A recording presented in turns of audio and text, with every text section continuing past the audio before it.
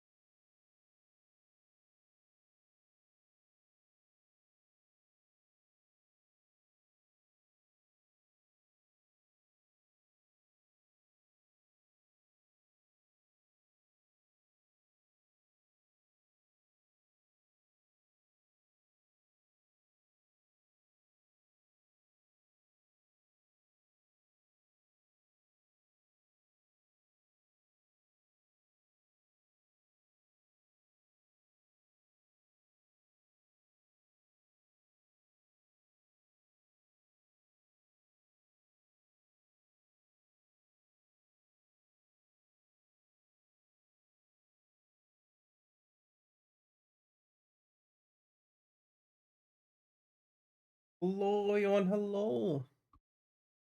Hi, everyone. Ah, happy Saturday. Happy Saturday, everyone. Hi. Hello, hello. Yep, that's getting here.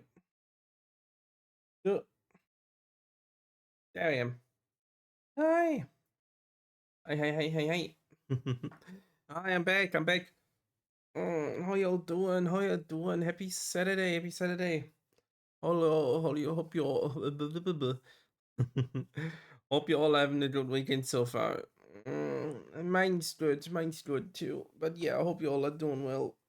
I'm back. I'm back. Yeah, for those who didn't notice, I was done for a weekend and also had to unfortunately do it the same yesterday. I couldn't stream. That was a work thing last week, but yeah, made me entirely unable to meet my stream time at all. So yeah, that was sad, but so it was just a one-time thing, thank God. And yeah, I was just generally drained me so much. I was not feeling getting doing streaming. I felt that wouldn't be nice for y'all. I'm just tired and don't really want to do it. So I just saying okay to change. So I'm sorry, but yeah, I'm back right now. So yeah, I've done almost quick break on the usual schedule and back to normal now. But yeah, how y'all are doing? How y'all are doing? I have been a bit EP yesterday. It's true. It's true. Hmm. But yeah, what else has been going on? I've been getting back into Helldivers too. It's been eluding me. I was like, I want to play some. It's not really nice, and especially if the update from like last bit of stuff. But I also caught up a little on what I missed ever since the last time I played it a bit more. And yeah, it's a lot have happened. It's cool. It's a cool game. It's for sure. Definitely not easy, but it's cool. Yeah, I also have some friends I can play it with every now and again. That's always nice. Have to think of, come to think of it. What else has ever always happened? Not much. Much. All's fine over here. Otherwise, I can at least stay. Let me say. Hmm. But yeah. What are we doing today? We are playing more. Completely unexpected, of course. We're playing more Teenage Exocolonists. I think we might be able to end our first run today. But we'll see. We'll see how we do it. But yeah. Oh yeah. Right. Before I want to mention, if nothing else happens before, we might stream. We might stream on Friday next week. Some Helldivers.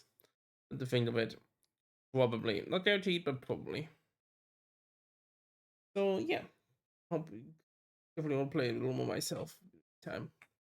It's a nice one. I don't do it too long, so because that's a little straining, but it's fun too. It's fun too, I guess. Okay. Enough babbling. I want to get into TH Colonists. Let's do that. Let's do that, huh?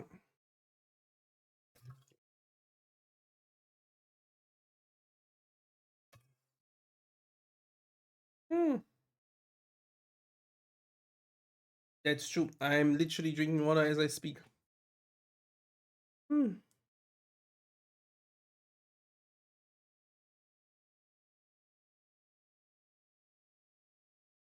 Get in there.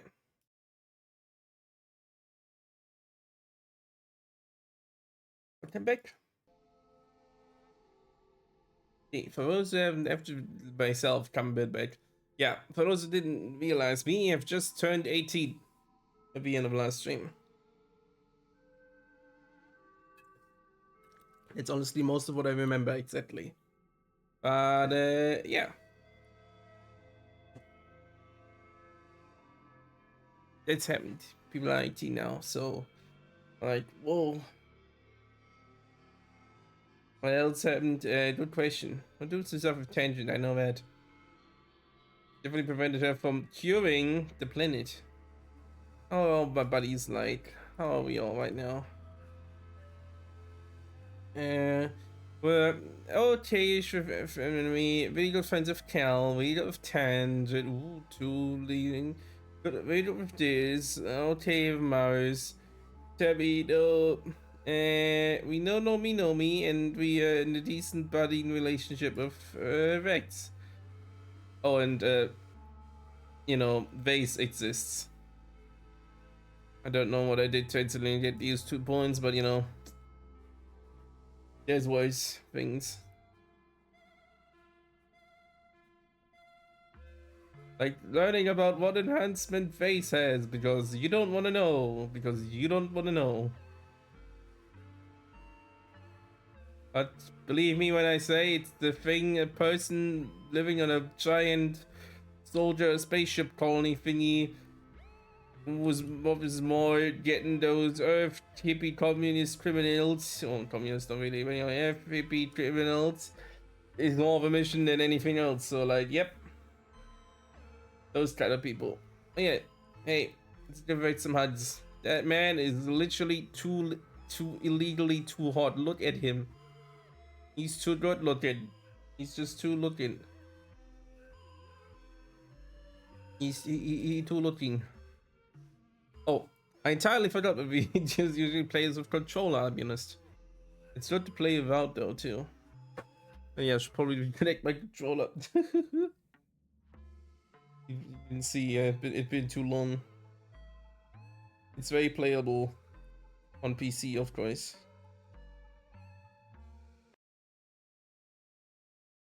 We do this here.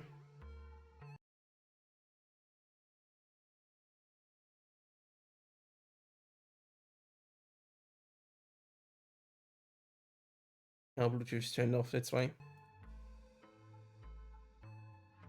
And what else have I been doing today though? Yeah, I made some nice food. I made some spaghetti and some spaghetti bolognese again. Always, I should probably get a different recipe because it's nice. Oh, this is not what happened. Nope, you're not doing this. My speaker system thought it's time to connect. And it's like, nope, speaker, bad speaker, evil speaker. Not your turn. Hope this hasn't fucked up the audio, by the way.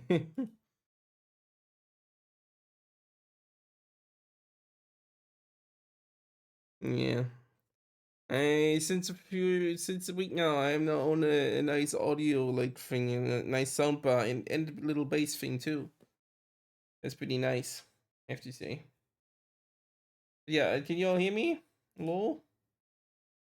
Is my audio still okay?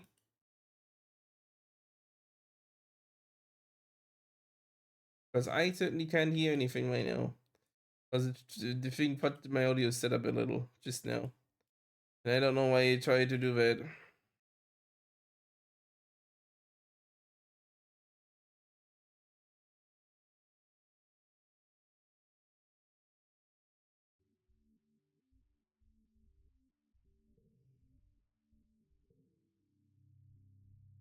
Yeah, should be good again. Yeah, there we go. Here you go. Thank you for your patience. Sometimes stuff so happens like that. Yeah. Yeah, yes, but it's to be fair, the audio is just very low for me too. Like it's a very minor. It's the sound like starts off very slowly. You hear it with the rest. Because if I turn it up, it'll just make the louder parts way too loud. Oh, right. I keep forgetting the button. This Hey Rex, I got more sticks for you. Oh, need this for building the bar. Thank you so much. And yes, I once again entirely have to rethink how I did voices last time because it's certainly a thing. No, thank you, baby, but no, the Exocolonist music is more than I could wish for. That's why I have persistent music on too. So thank you. Just that some songs like Woven or just Laser Teeth right now start off very tight, very quietly. Yeah. Just if I make it louder, the loud parts that come later will just be way too loud. It's the time of the season anyway. I can try to turn anything else up a little. I'll turn the master on a little. And then turn the music just a slightly up to and see how it works. Because I can certainly see with some stuff here. I don't know what to do for this month though.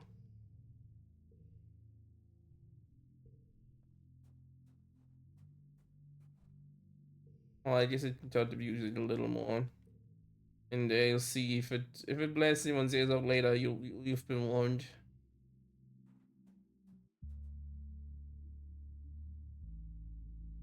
Game audio, game capture is there. Can you hear it? Can you not hear it?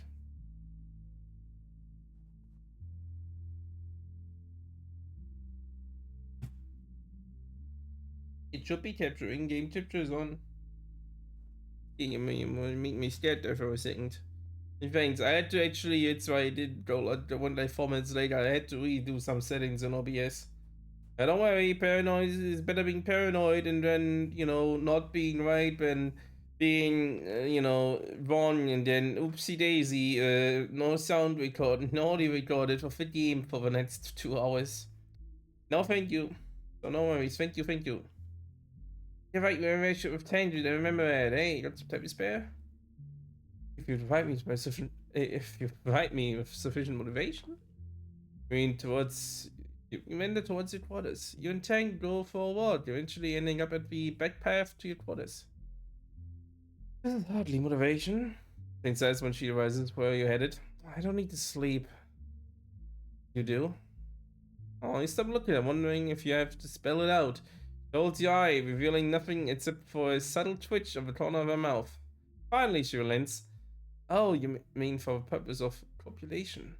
She says. Didn't you say so? You Tang could be. Who knew Tang could be such a tease? Actually, yep. We and Tang fuck now. That's where we at. Yeah, you should update your OBS, especially since you haven't streamed in a while. It can only help. What stuff can we do? I guess we can study a little more. Let's do some organizing. Oh, we can do organizing the depot. Haven't done that yet. I guess we can. Yeah, I want to be nice to Mars now, I guess. So here's some stuff for you. I know she likes those crystals. Also in construction now. We want organization. Again, it relates Secret Funtime Club or SFC Club meeting. Wait, isn't that FFC Secret Funtimes Club? Why would you call it SFC Club? It just it's like ATM machine. It's like this one letter over is double in here. What the? Well, the next SFC meeting, Garrett must frustrated with it. It's still just you, Maris, Tang, and Cal. So I talked to them. Mars says and holds up her hands in defense. What about the club, okay? I know, but how to keep a secret. Just wanted to get to know him better and see if it would be interested in a little extra activity. Ryan smirks. Long story short, I'm a total idiot. Art sighs. All he wants to talk about is how the colony's trying to keep winning and winning. Oh god, not about winning.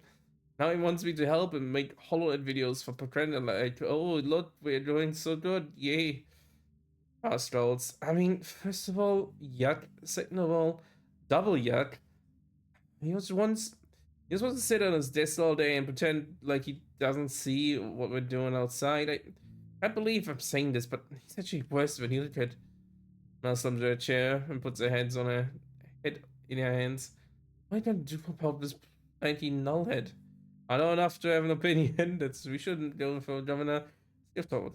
Honestly, we should overthrow the governor. But we could. Why not? If we want a better future, we're gonna have to build it ourselves. Certainly. Amazon nature's really bad too.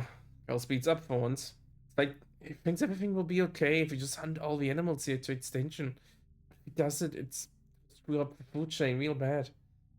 Look at the little FSC pin on your shirt. Realize your silly childhood secret club may turn into a bit of a political organization. Nice, we get an upgraded one. I'll probably be the best for calling if we get rid of that guy, I guess. Oh.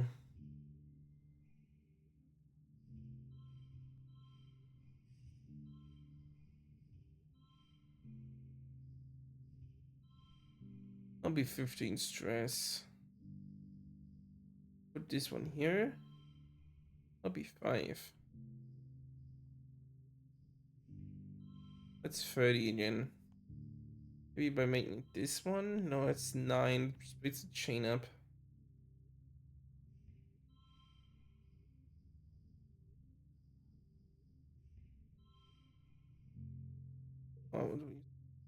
Oh, we have enough flowers to make this one, yeah, yellow, and then we get enough points for this. I mean, we've survived some stress, but you know. It's not the Earth government, baby. I mean, they fought that one too. Well, it's not the one Earth government, so you know. But it's no Earth government. We're on Vietnam, don't forget that. Go off bed at noon because you're allowed to, because it's your birthday, but also because you're exhausted. You barely slept at all last night. You've been having these nightmares since the siege. More and more every night. Like they're trying to tell you something urgent. You can't make any sense of it. All the imagery is jumbled together, all the possibilities and timelines and things that might happen. Some nights you wake up in a cold sweat, a stream already in your throat. Sit on the edge of your bed. Run a hand through your hair and check your lip palm. A few people wished you happy birthday, but that's all. Guess you're getting older. Birthdays aren't as important as they used to be. Right, and Mars wants to meet you for lunch in the lounge today. You have to practice your smile. Let's go and say hi to Mars then. Is he into the lounge? Surprise! You do your best to play along and eat surprise. Oh, streamers. Balloons. Great. It's a prize party for us.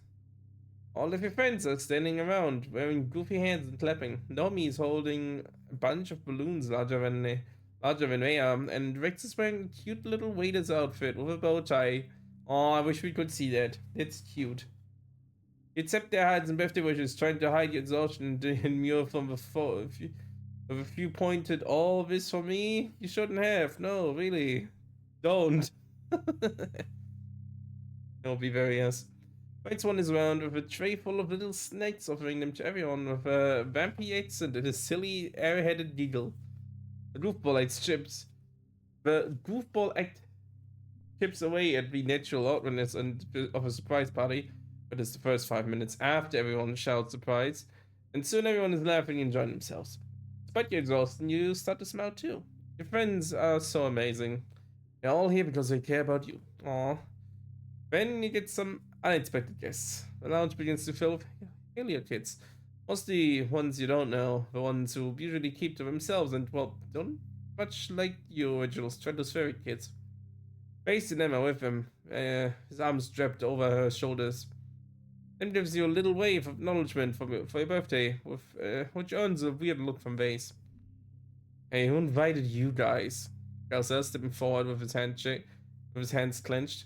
This is a private party. It's a public lounge. Vase replies. We can sit wherever we want. Gal stops, inviting to the midst of the Helios. You guys think that just because you fell out of the sky, you're a wormhole's gift to Overtemner? He spits out. We don't need you. We never needed you. All you do is make things worse, like this party.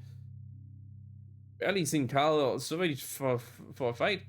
He doesn't seem to care but the body language of Helios kids has changed from cocky to dangerous. You're just a bunch of fascists. Carl continues. Loonlam. Well, he did spell the F word, huh?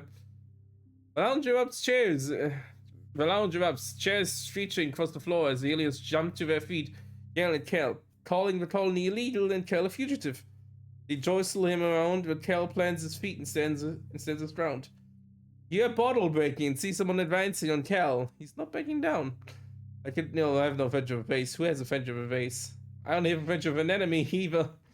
You say stop it or fight. Okay, let's try to get Kel out of here. The voice is drowned out by the argument. When someone throws a punch and it's all chaos somewhere.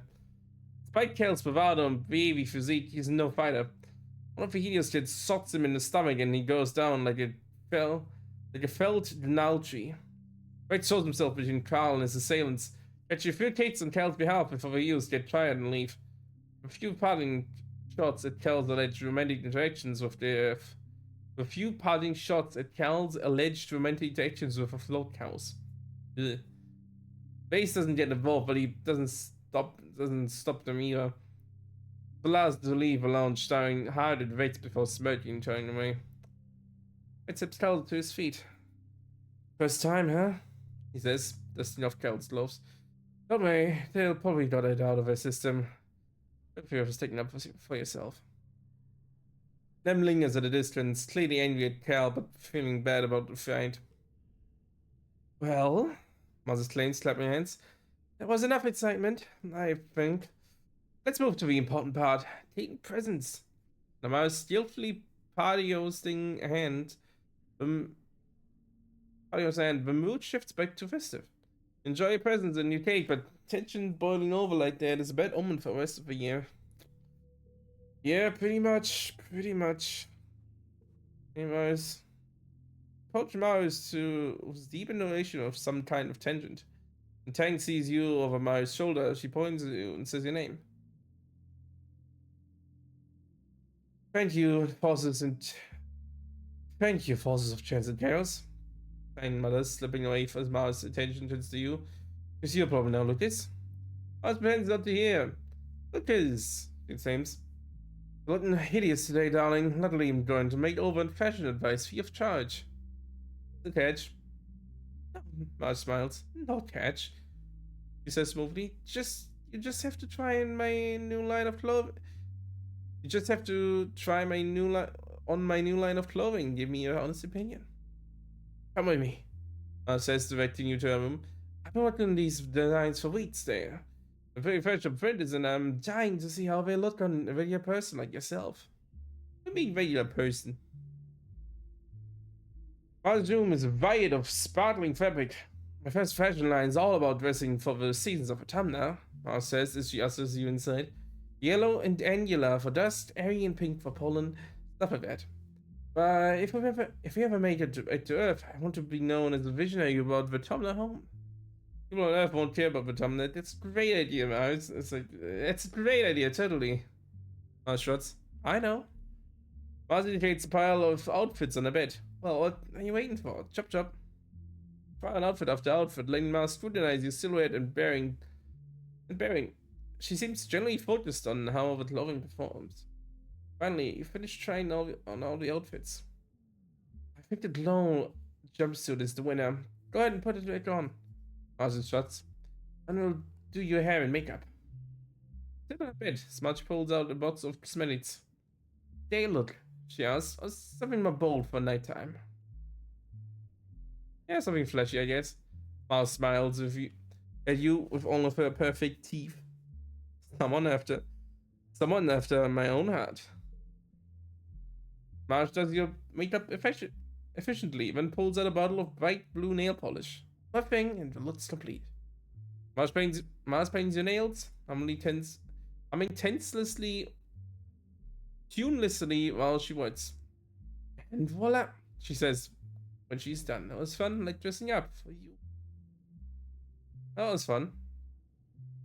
Smiles and caps the bottle of nail polish. And informative, I hope. Blue is definitely your color. That is true.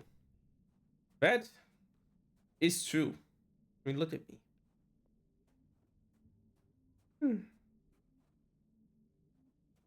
Blue is indeed my color.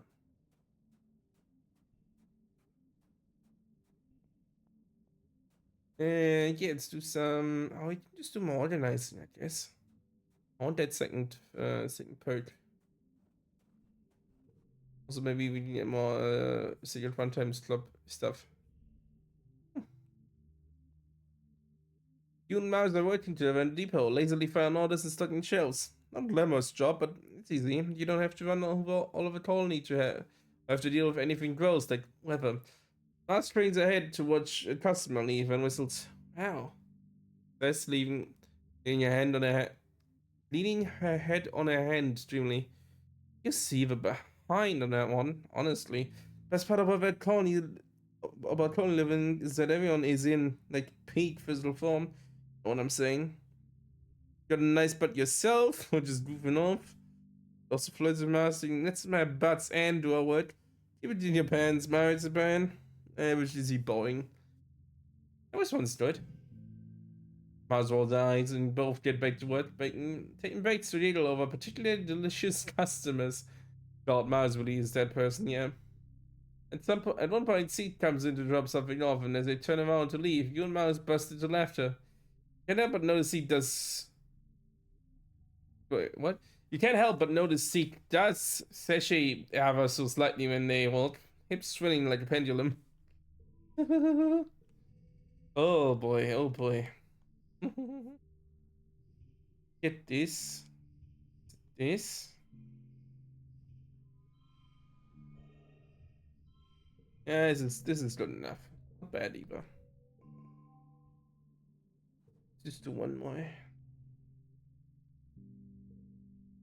Big stones have been a mess. You started working the home, but now they're an absolute nightmare. Ever since the Helipos landed and they combined by warehouses from both ships in a hurry, the storm has been overflowing. Oh, we can find anything in there. I was refused to even set foot in there anymore, so you guess it's up to you.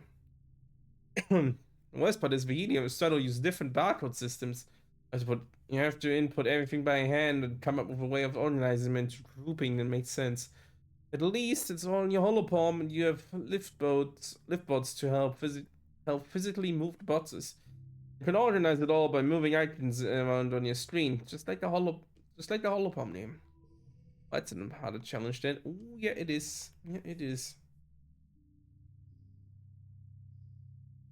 Hmm.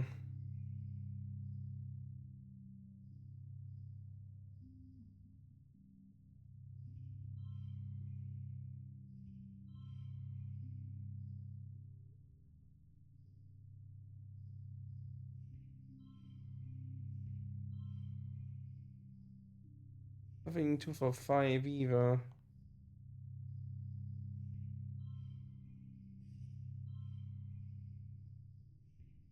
26 is as good as we get for now.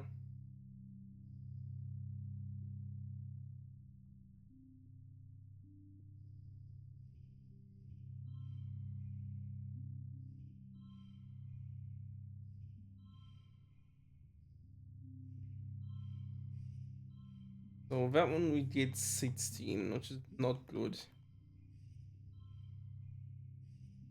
17, which is not bad. 19 itself.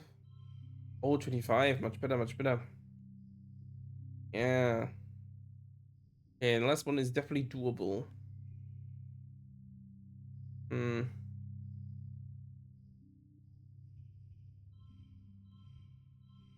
Yeah, 4, 5, 6, and 6. It's still that's it stress though, huh? It's wild. Oh, it can't even replace that, so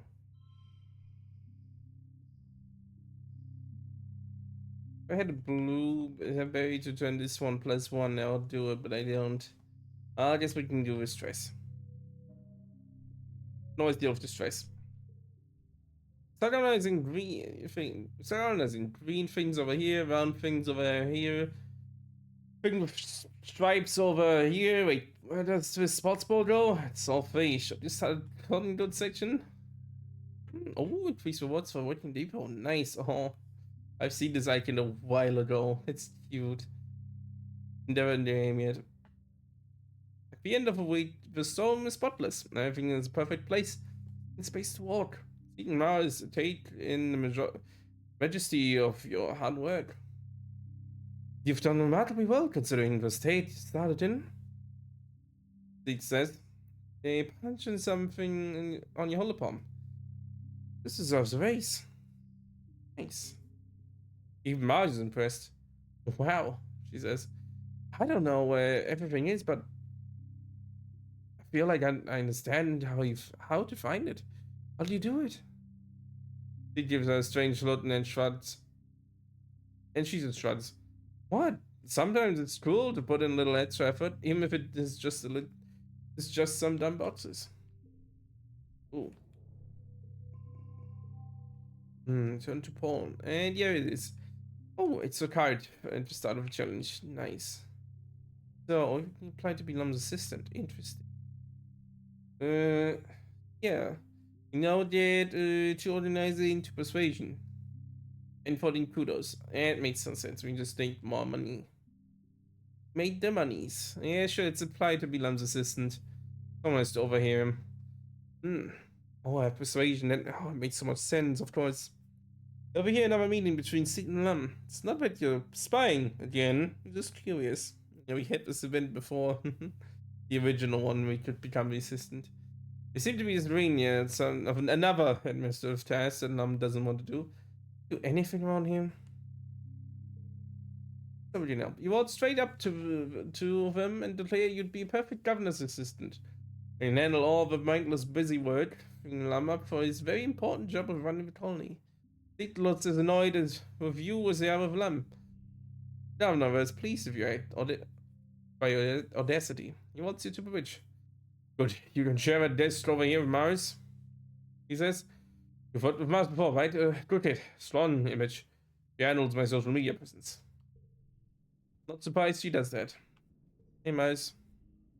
I was working at the depot today. You find her sitting on a pile of boxes, drumming her feet against them as she flips dismissively through a magazine of holopalm. On her holopalm. Ever so often she snorted something she read and rolls her eyes. Oh, hey, Lucas, she says as you approach. Would you ever have a little bit of body odor or for a whole day, or have to spend the whole day naked? I'll be fine being naked. I mean, bad, of course, really, speaking, probably bad odor is a better thing to do. But you can technically stay the entire day naked, depending on what day it is. Me too, I says. I mean, if anyone could still be fabulous with no clothes on, it's probably you and me. Reading some of your teen magazines, some old Earth, Mars says. You know, like fashion, makeup, and dating and stuff. She turns to a new page and reads out loud. Don't be afraid to use green concealer. You may look like the Wicked Witch at first, but don't click your heels and go home. Stick with it, and you'll be on that yellow brick road to clear, beautiful skin. Mouse laughs incredulously. What does that even mean? Papa told Papa taught me to Papa taught me to put on makeup because I wanted to be pretty like him. I says it was never like cover up your blemishes, make your nose smaller, hide your stunty pores, and now and that's all we ever talked about in these things. I was like, was their fashion really about making everyone look as small as possible? One of them. I was just to herself. I was the biggest kid the whole time we were growing up, and I've always been gorgeous. It's not just my genetics enhancement talking. Oh, you know. Sometimes I think you should just have. Sometimes I think they should just make everyone unable to feel shame. I was just like all these magazines talk about how to fix your flaws and act different so people don't will like you. It's a waste of time. I just tosses her hair over her shoulder. People don't like me, they can flick off. I literally don't care what they think. Interesting. That's what the weekend for. True. I spent the day with body odor. You're silly. Thank you, darling. Miles pets the bots next to her and climb up and sit by her, the side. But taking advice on these things is pretty good, though. Is that a few pages? Like, my dad's taught me about reproducing stuff, but they got so strict about when I asked how you actually get someone to have sex with you. She rolls her eyes. Teenagers are apparently very worried about getting boys to like them. Mouse says, like, look at this quiz. There are ways to tell if he's super into you. Must smirks and angles all upon away from you. Oh, let's see how into me you are, Lucas. First question. Do you have any cute nicknames for me? Oh. I guess Mars nobody counts. Mars laughs. Me, tell me. No. Julie, no, don't tell me. Third question. Do you get nervous about me? Sometimes. He's just me being nice, to be honest. But yeah, it's a nice thing anyway. I'll certainly prods you with elbow. No, really? James, well, I guess that's understandable. Last question. Do you go out of your way to see me? A little bit. Yes, that's true. Oh, Lucas. Mouse beams. I'm happy whenever you come talk with me. Our sophisticated faults are gonna stick together. Mouse makes a frustrated noise and dismisses her hollow string. This is so wimpy. She groans. I was born with Earth Teens. If you want to know if someone likes you, just ask them. It's easy. I'm a coward. Mouse turns to you and leans in, raising your legs with her arms. You can smell body lotion, night and fall, and smell the heat of her chest against your arm. And feel the heat of her chest against your arm. Pouts and looks at you through her lashes. What about Lucas? Do you like me? Yeah, honestly, you're currently in a relationship with Tangent, so you know. I'm fortunately have to say you like Tangent more.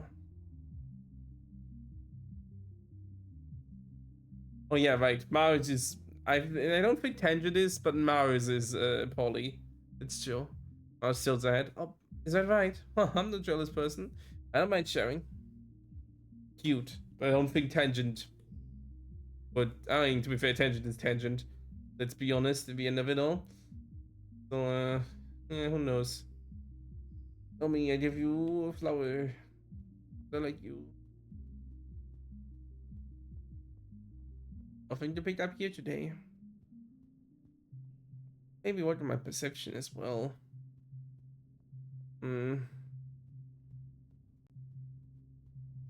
My other studies are probably better to do. Definitely have to give rates is a lot though. Log of a day, rates coming in. Oh, hi Mars. Going to store away. Hello, buddy. Oh. You spot rates carrying supplies and big pipes of wood into the construction site at the end of the lounge. Future home office bar. He waves at you, well, as much as he wave can do with his arms full of mushwood. Hey, Lucas. Goes out to you. Things are going great in here, thanks to you. I'll be done in no time. You take a look at you take a look at what you can see. Rex has kept it all pretty well wrapped, tucked up, and hates letting people inside Pete. You can tell it's big. Perhaps a little too big. Ambitious, maybe, for a first solo construction project. But Rex has had a lot of help from his crew and from the whole colony. He'd have to be able to find enough wood. I'd love to see it.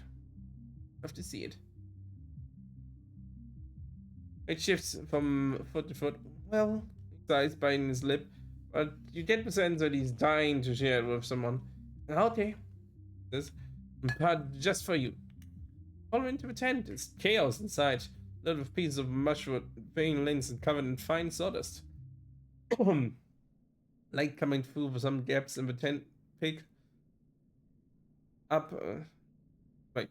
Light, light coming through some gaps in the tent. Pick up all the little sparkling motes of dust in me and making it seem almost magical.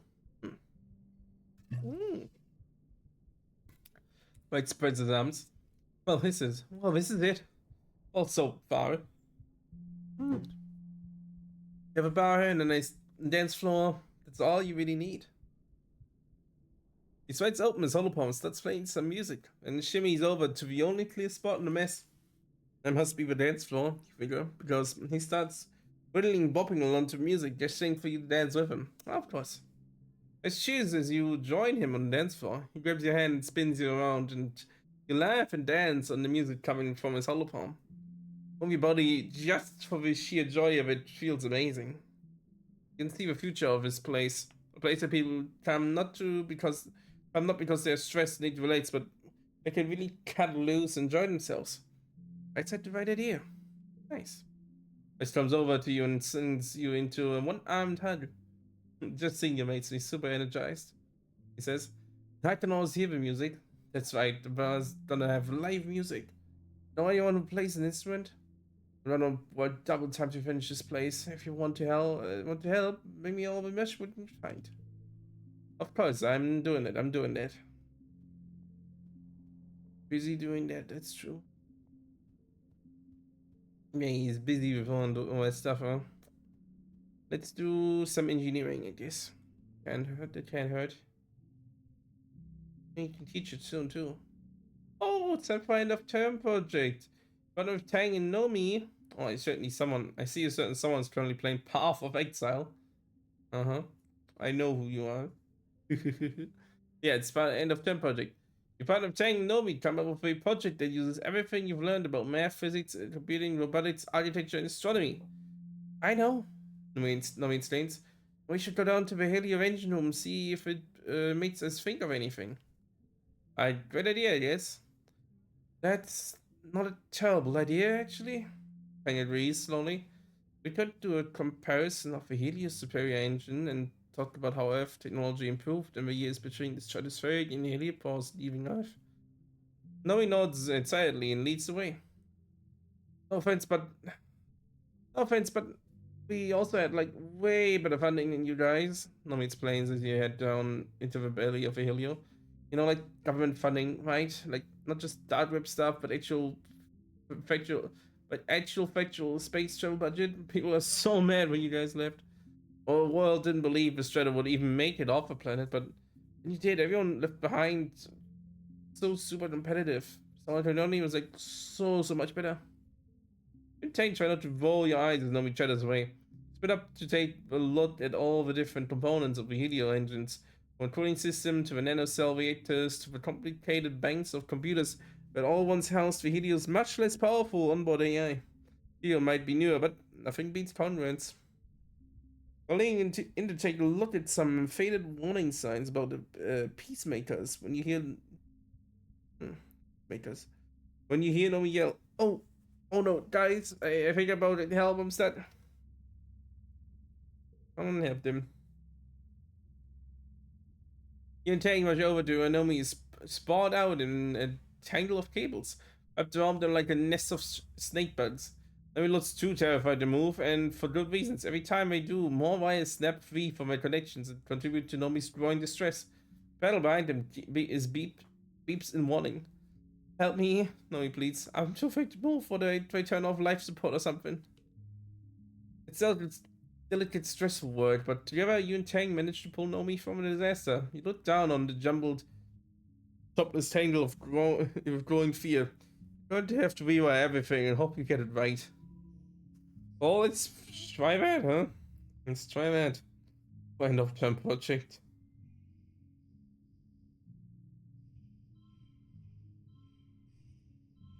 E666, for example, is already pretty good. I need to probably have a seven. Not many big numbers in this one. I'll just redraw his hand. This looks a little better.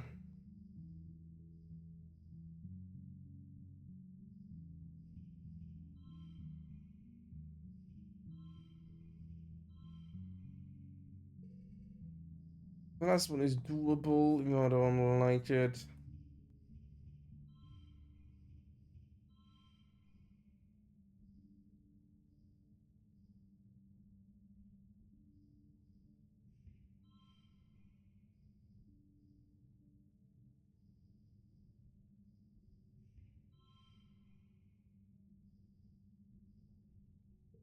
Yes, it's good. Oh, you're a big sigh of relief when all the tables are reconnected and everything stops beeping. I knew we could do it, Nomi says, looking relieved. And now we know what. Fixing the power away. That's a great photo. That's a great painting. Like you. Oh, double charge right, huh? Oh, that's amazing. Whatever on the final project was a full schematic on how the helio engine work. How the helio engines work. Okay. Now we continue with some intensely detailed drawing and Tang made sure everything is correct. Write up the comparisons between your helio and the less complicated strato. Congrats looks over your work.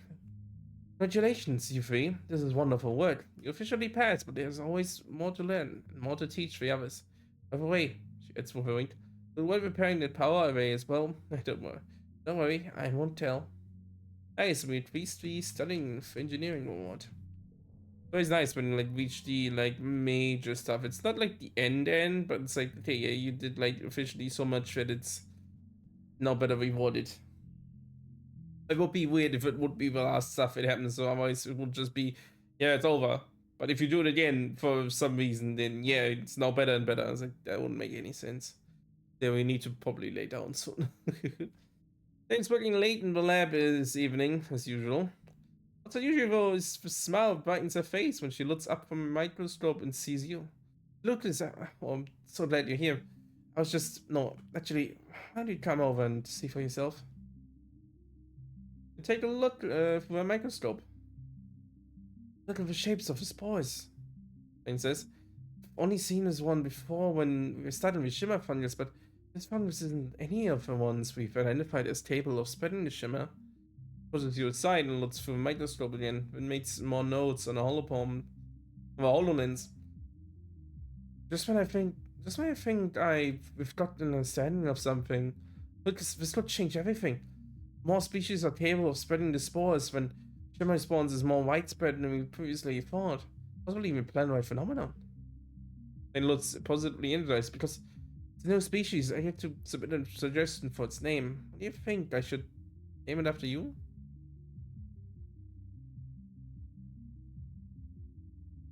I mean, I'd say be honored. I mean, you'd be allowed to name it after yourself, but like you said, I think that would just make that sound selfish, shellfish. you selfish. But I don't know. Maybe you should name it after yourself. Don't be ridiculous. Tiny laughs and she inputs your name to all I. Probably named 6 things after myself. That's what scientists do when they discover things. With a slight gesture of her hand, hence hollow eye turns on. She sighs, then rubs her thumb and index finger over her eyes. It's even later than usual for me, isn't it? Time to pick up and get going before the sanitation team arrives in the morning. Yawns and blinks rapidly in surprise. It seems that I'm tired. You help her back up her workstation. She turns off the lights with one last fond look at her laboratory. You intend to take a long walk through the colony, walking in companionable silence towards the general direction of the living quarters. Come to enjoy these walks of Tang, more moving like twin spirits through a sleeping world. It stops you before you head into the living quarters. Actually, let's not go straight back, she says. I want to stay out a little longer. You and Tang climb up onto the walls, where the wind coming from the forest is stronger. Keep, well, keep walking.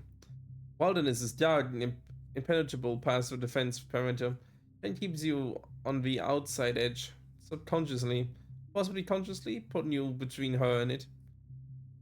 I hate thinking about what's out there, she says quietly. Predators, dangers, diseases, all the monsters that have terrified humanity since the dawn of time, and they're right outside the walls. It's walls. Not so bad out there. I have experienced that myself. She links her fingers behind her back and as she wants. All the same, I think I've finally come to appreciate it for what it is. Opportunity.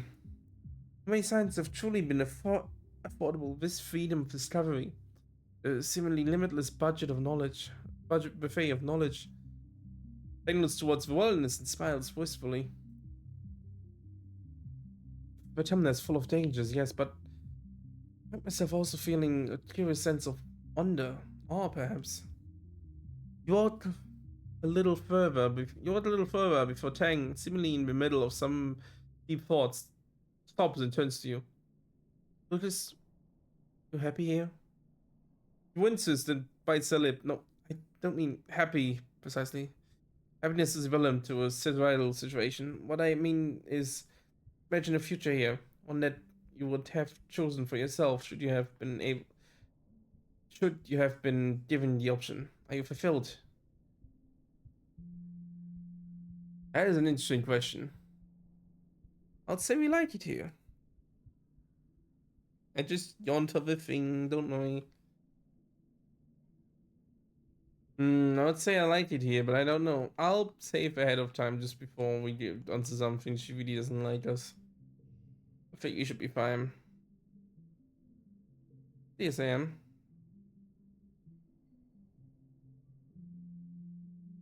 Oh, Grandpa is looking away. I envy your clarity of vision.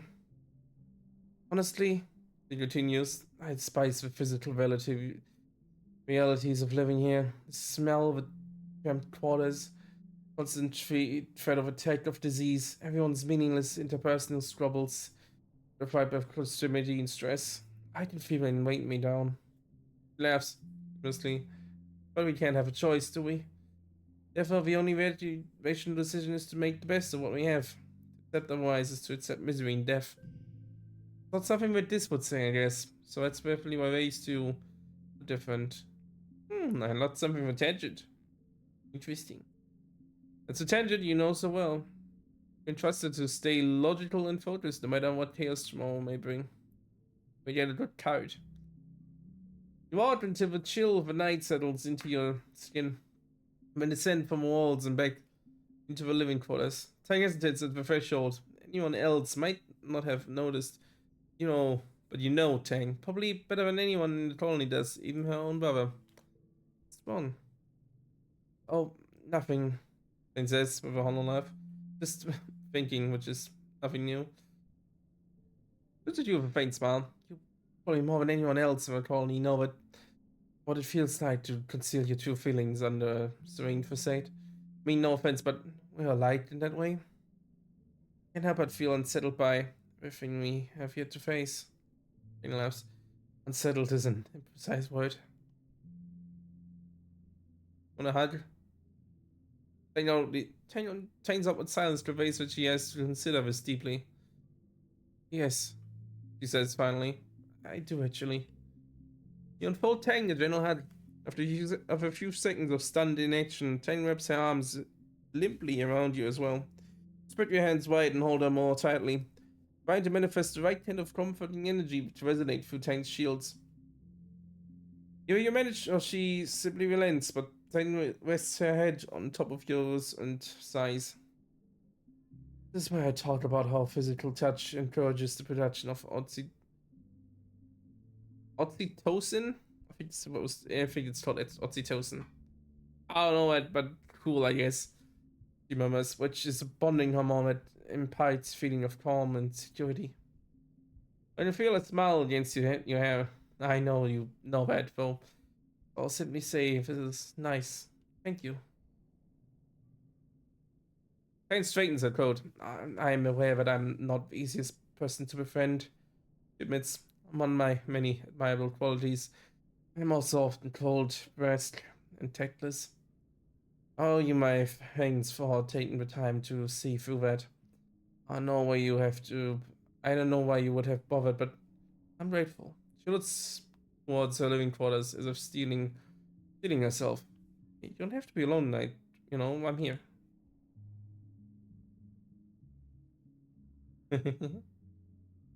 Oh, an interesting proposition. Chang replies.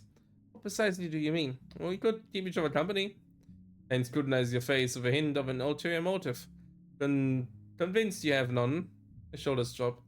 I like that, thank you. He says, defeated. Retire back to Tank's quarters, a large sterile sleeping room with a few human touches. Save for a few neglected plants of a very blanket that you recognize as the kind Chief Stewart Anne used to knit by hand for every kid. There's a physical photo of Tang and Instance posed outwardly together, as if they had been working on something and told to take a break. Smile for the camera. He can quite company for a few hours, trying bits of conversation until the first sun starts to rise. Look over and see that Tang's eyes have closed and her face has finally gone slack in much needed sleep. Pull the blanket over her and close your eyes as well to catch a few hours before you both went to bed at work. Aw, it was really nice. Yes, it was. Yeah, that was 100% friendship one. That's nice. That was nice. That was cool. That's just cool. Tang is really nice. I love him. They're cool. They're cool.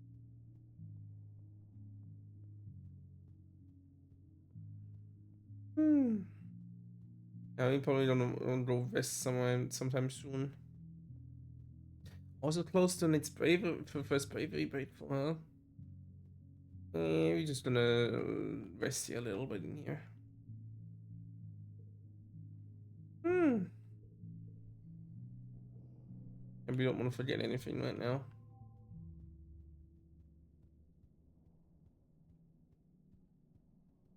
Oh hey, alright. It beams when he sees you walking toward him. Lucas, he calls, just person I want to see. Got under the shade of an overhanging bit of construction. I want to talk to you about something. It starts without preamble. I want to talk to you about us. And talk about we're just friends. You're right. We should call it. Yeah, maybe we should talk about what we are. First of all, this is like a total no pressure conversation. Okay, it says looks like more genuine than you. Looks more genuine than you've ever seen him before.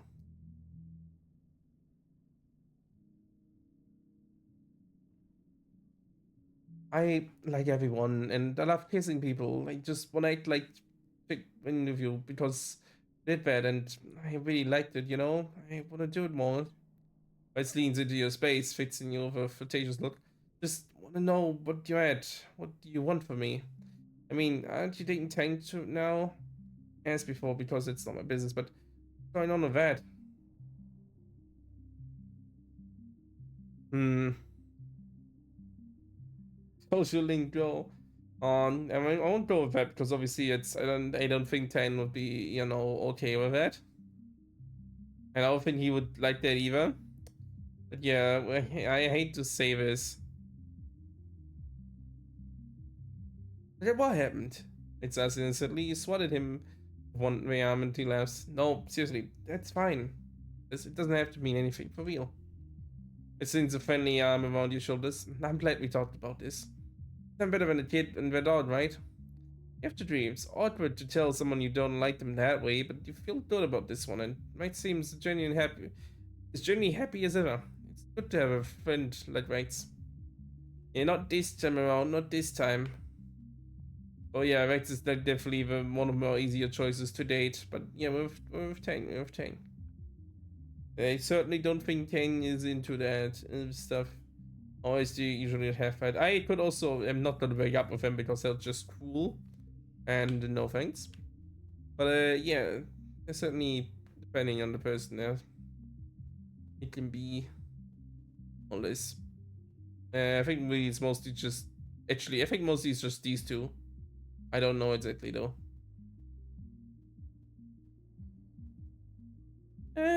Try to do something for bravery. Only by bravery. This is perception, engineering. Hmm. Training here do me also some bravery at times. Also was bravery, fencing was combat, or don't give us perception. Oh. Do some exploring nearby. We can just also use more wood. You find wood nearby. Toby is working near the gates. This area has been deemed safe enough for kids to go on a hike, as long as you bake before dark and without during glow. There ain't a lot to see out there, she says. A logging camp, a few fields, some nice lookouts. Keep your eyes peeled for useful things, like there's mushwood, like like that very mushwood log. Her accent is so I cannot do it, but I'm trying anyway. He points to a light, sturdy piece of wood by the side of the road. Lumber carrier must have dropped this. Fairly safe out there, but don't mean totally safe. Cautions. Don't go too far, and if you see anything what scares you, run like heck and make a ton of noise. She helps tighten the straps of your backpack. What you doing to see out here, sweet? Of lights of fight, I'm just checking things out. Stuff to collect. Take nothing but photos, leave nothing but footprints, she teases.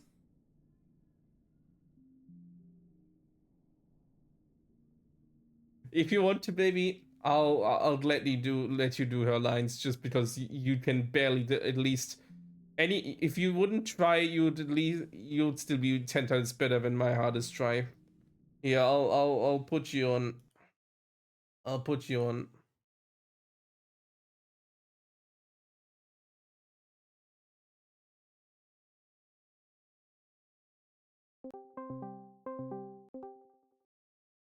There he is. There's the boy. Okay, okay. Alright, Silly alright. I'm Mister in here. playing Path of Exile, but only the first Don't, one. don't lie about that. Don't lie about that. You wanna do the lady which has never grown up in Texas but somehow speaks bad language more than Yes, anyone else? yes. I'd love to. Okay, here we go. That's so lovely. Take nothing but photos, leave nothing but footprints. Suppose it's different on a brand new planet like this one. We actually do need samples of basically everything, especially stuff of what might be edible. He Let slaps me you on the try that one back. again. Especially stuff that might be edible. He slaps you on the back. Mhm. Things regrow pretty wild out here. If you picked the place clean, give it a year, but it'll look like you were never there at all. Thank you. Outdoorsy. Okay, She is okay. like that. She's just like that. Thank you, baby. Just like that right there, Thank you. I'll let you go Okay, back to the path of okay, the exile. Thank okay. I love you. you, bye. Bye bye. Lovely, silly creature. Those Midwestern people, they're so funny. Thank you. That was really cute of you to for even offering that. All people like it too. Oh, come across a float crab. It seems to be ill. She's floating upside down, a meter off the ground, kicking her cemented legs into the air. Probably periodically is trying to wake herself. Oh, we did that a while ago. Or we've definitely seen this one before, I think. At least I definitely remember it. Yeah, you just need to milk her. It's hard to milk flour cupboards upside down. She's struggling, kids her legs at you as you try to flip her over long enough to get to the others. Thanks to a combination of might and empathy, you managed to calm her down. She's still sick. Milk's supposed to collect in the lower bladder, not other, but milk's supposed to collect in her lower udder, not her gas bladder. But at least she's balanced now, and she has a chance to get well known. Nice. Farmland is spilled outside the walls. The fields fields don't look like they're doing very well. Nobody's around right now. In fact, it looks a bit abandoned. Not spawny anymore. There's isn't even enough for animals to graze on. Oh no, baby, there's more. What you doing rooting around over here? Matilda comes striding out of the forest, a big grin on her face. Are you farming? You're in the wrong place. These fields haven't been worked for years. One's moved inside the walls. Sweet. It takes a lot of raping dirt. Salt's just not good enough for out here for growing earth crops. Side the animals get to it faster and we can chase them away. Try portable geoponics if you'd like to help it out. Oh, we just hit an event. I want to press something. Sorry, Utopia. Oh, there's a little out in the sky of this one. Yeah. I'm more of a little rain. Ooh, you twist your ankle the wrong way. Ow, ow, ow. It's so sad. You got the demo before, give me $200. Okay, baby, I'll hire you as a slightly American voice actor. It's a suspicious regular mound of dirt. Maybe something's buried here. Always dig it up. Turns out it's just a pile of dirt, nothing more. There's always just a pile of dirt. That's what they want you to think.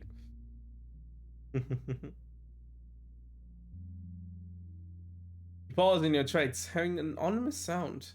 Shoo, shoo, shoo. It's getting louder and louder as you move forward. You don't see anything making that noise, but it seems to be coming from all around you. Time to bravely continue on.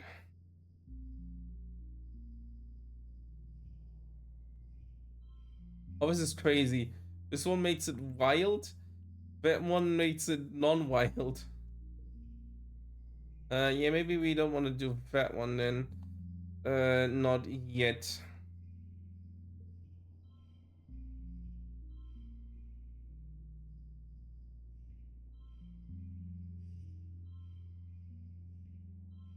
Can do that one either.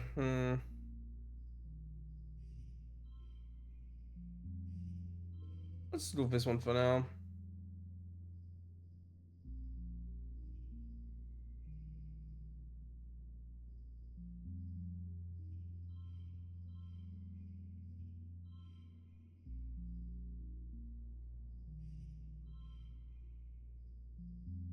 Let's not that. But, there's certainly better things to do, but I don't know them.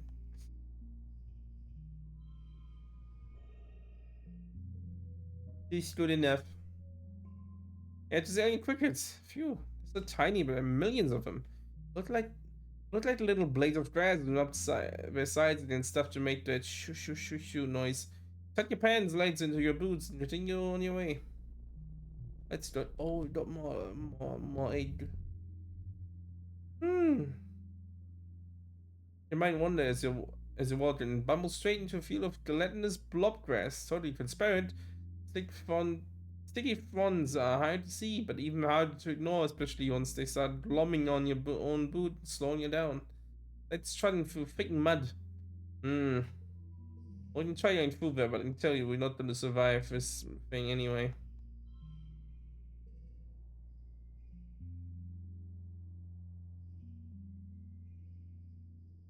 No, you're not useful in this one.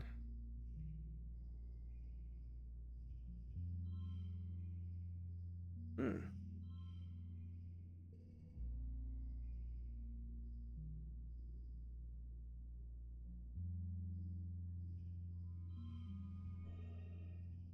Be the best one. It's wild, so it still uses 3 for the card itself, but it treats it as a 4 for everything else. Yeah. And I have one out. Okay, at least I got some stuff. And time for early test.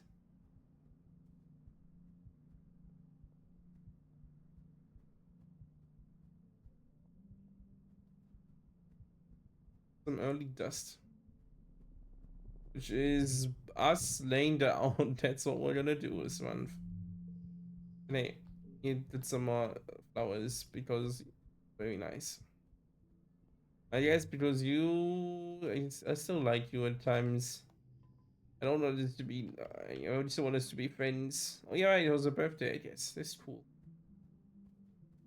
Also, yeah, I have an easy fix for the 2 friendship points I have a face. Here is a flower. He dislikes flowers. Oh, I need to do it again. Damn it. Oh yeah, good boy. He's a, he's a thing.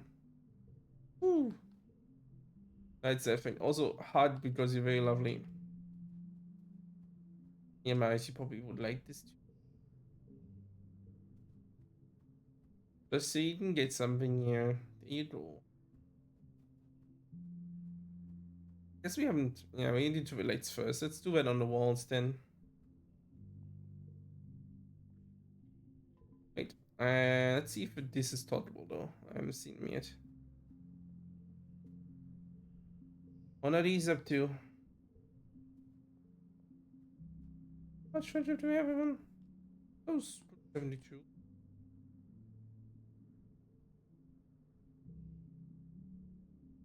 I still love games that have a report button in the game. That's a really nice thing. Really cool implementation. I always love those. Time for lights on the wall a little. Hmm.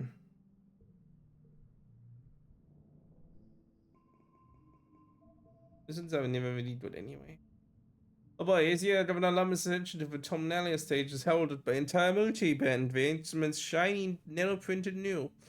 They march out of command information, springing information your felons at the front of the stage as Lum takes his place before you.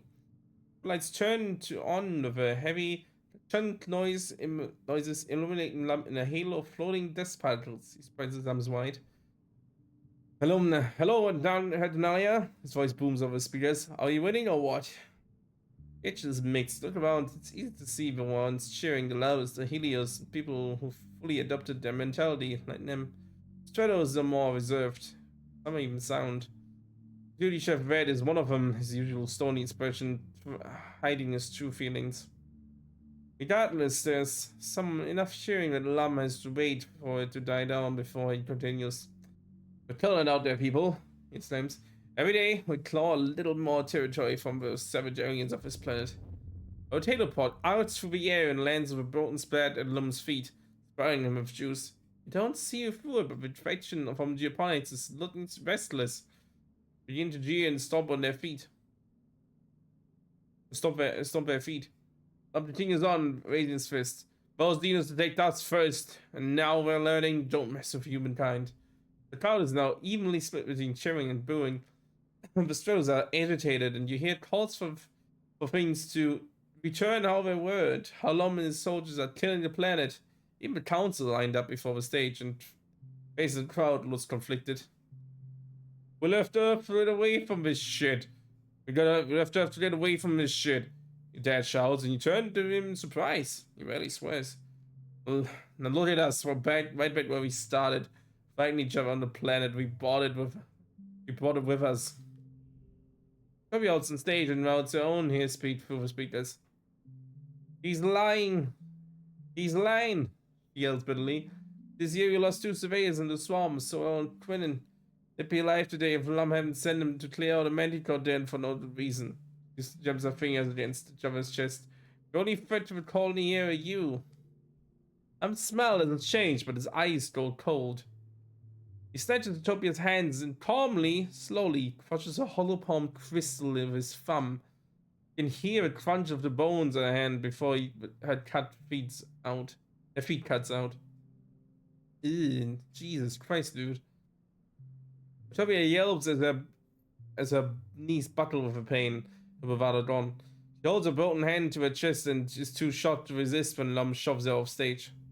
The crowd is stunned into silence as well. Lum clears his throat and approaches the end of the stage, looming tall over the council. Thank you for your input, says idly. Your concerns has been noted. This isn't the buffoon Lum presents in his daily Volovitz. Hollowitz of a nuance that he is when he visits the word side. You see something in his eyes that you only caught glimmers of before.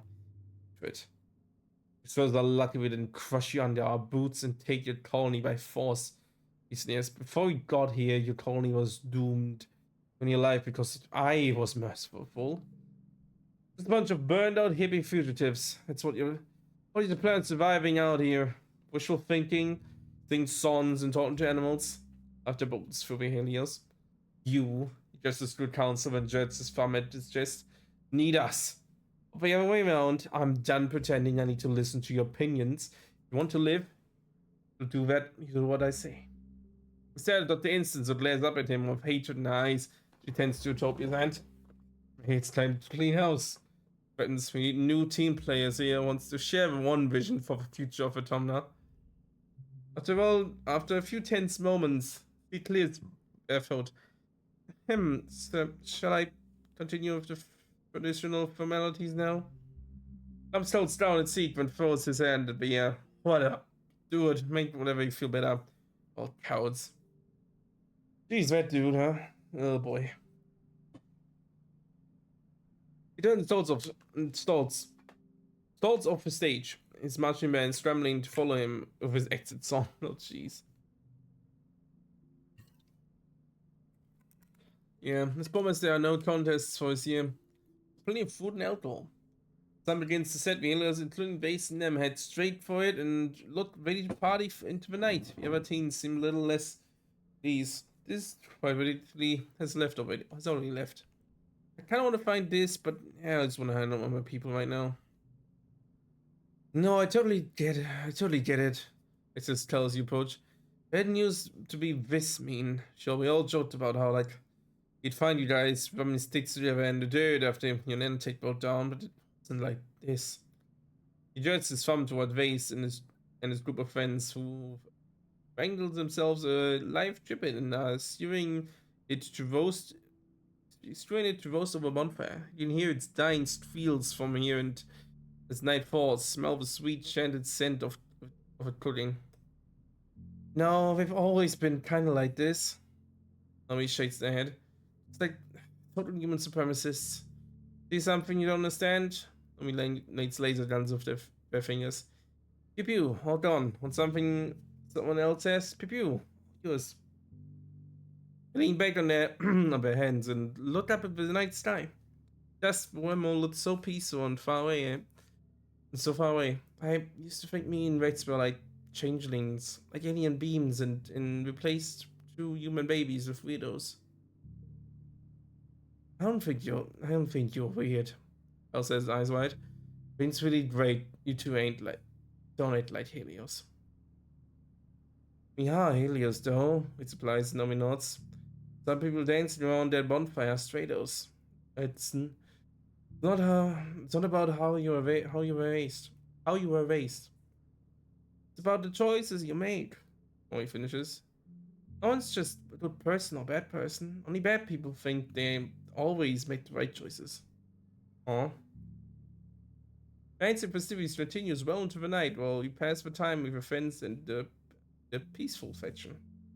Why the whole colony isn't into being soldiers and fighting lumps of war. Nature makes you feel less alone. But you can't think about Governor's eyes at her. He crushed Utopa's hand today. So long as he's in charge, doesn't matter what anyone else wants.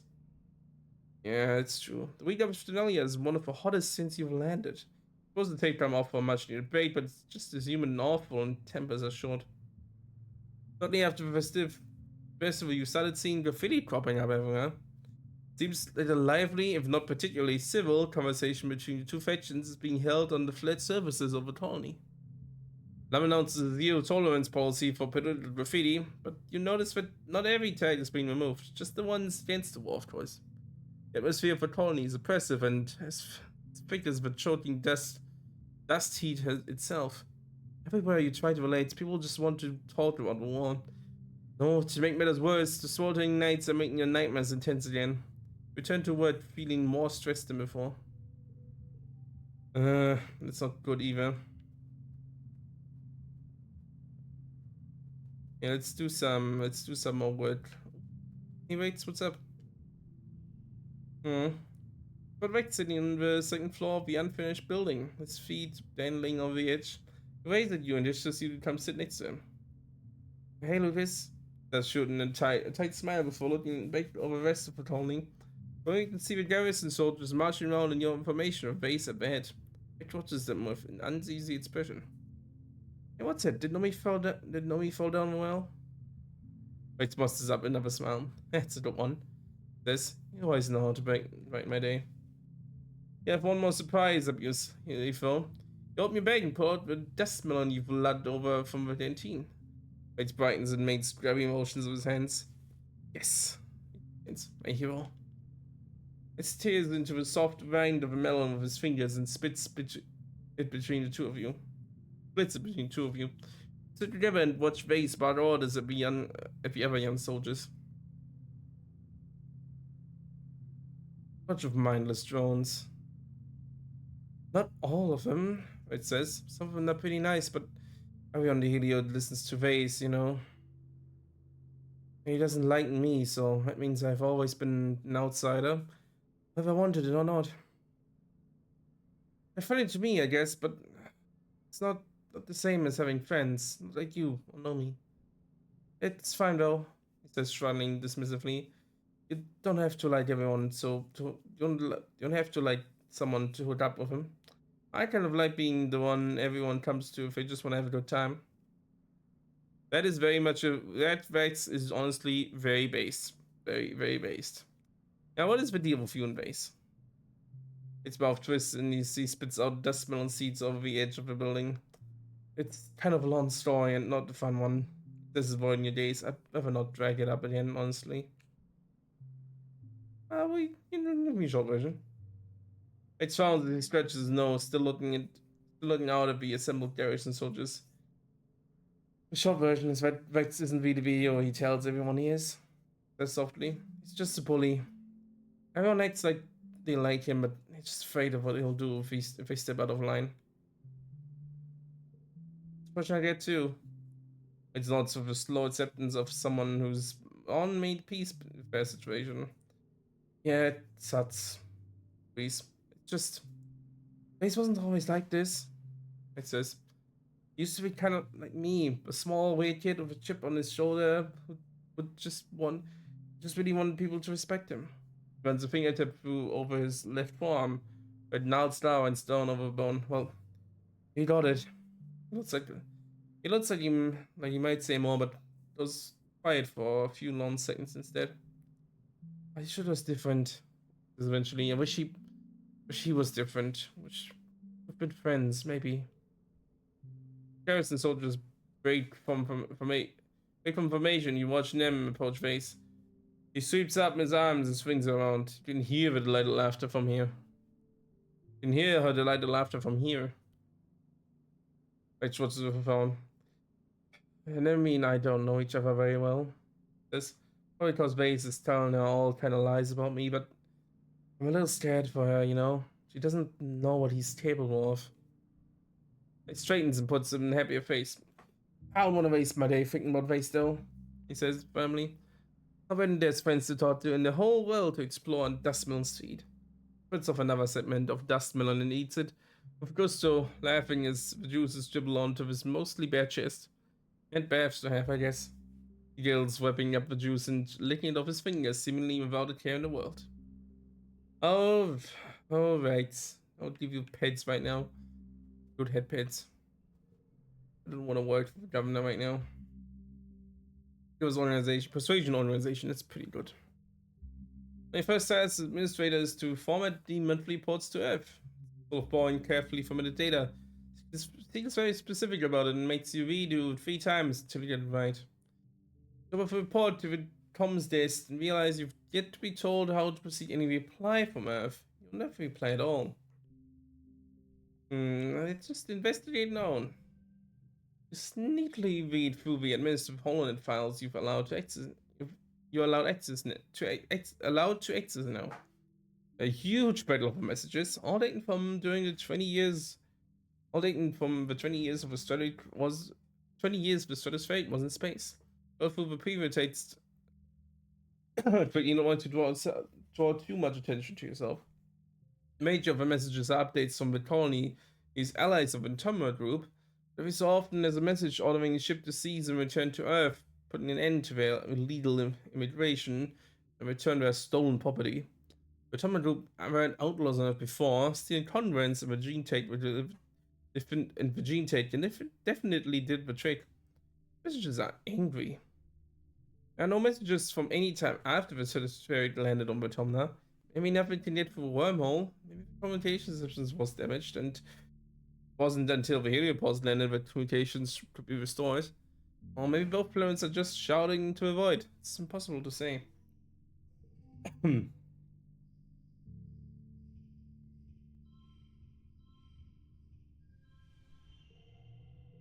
That's not solid. What do we want to do? Some very stuff. We haven't played sports for a while. That should be enough for us. You played in goal with Rex and Nuda when you're distracted by a crowd of forming over by the sidelines. Trot over to see what's up and find them recruiting for colony defense. It's a it's a natural fit for your skills, tells one of the older kids. Just like dodging drills, but instead of playing with balls, you get to play with guns and explosives. It's awesome. And if you're not old enough yet, you can still help out and look out, she says to the younger kid. That's how I started, but I know I get to protect colony and the people I love. How do you feel about this? Let's keep playing sports ball. Fine, says, turning away to talk to the others. Who just wants to stay and click? Just wants to stay and click around the ball all day. They're able to do that because of people like us. If you want to protect the colony, come with me. It leads a small group of players into a garrison. You get back to the game. I dislike this card, but hey, I'm not gonna agree with an enemy. I feel bad. I feel bad. It says. On the Helio, it's just kind of assumed we'd all be soldiers, but I don't want to go to drills. I was having that fun. I was happy she gets to keep playing. I'm kind of glad she's still naive enough to like someone silly like sports ball, even everything going on. You're playing sports ball, but you can't shake the idea of that everything you've been practicing has basically been priming you for a defense force. Running, working on your aim, even learning to work on a team. It's soldier stuff, right? And help but wonder if it's the whole reason the Poly even has sports ball. It does seem a little frivolous to have sports team in time of war. Doesn't sit well with you. Yeah, I get that. I get that.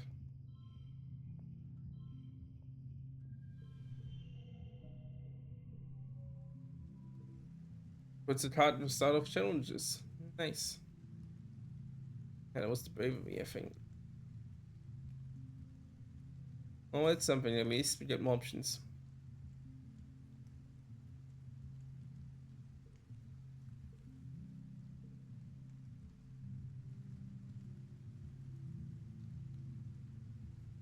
Oh, the game should be much better audible now.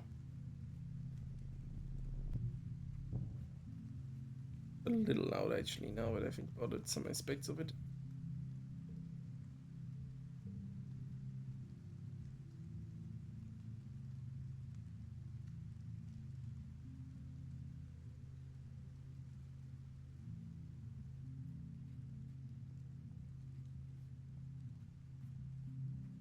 So, down in Wismanfer.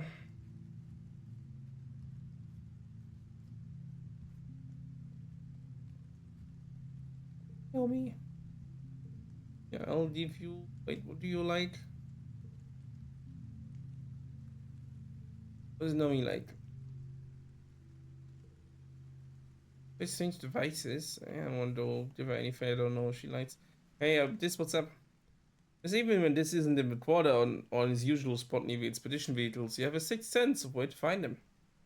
His old secret hideout in a big drainage pipe under the wall, but it still goes sometimes when he needs to escape and be alone.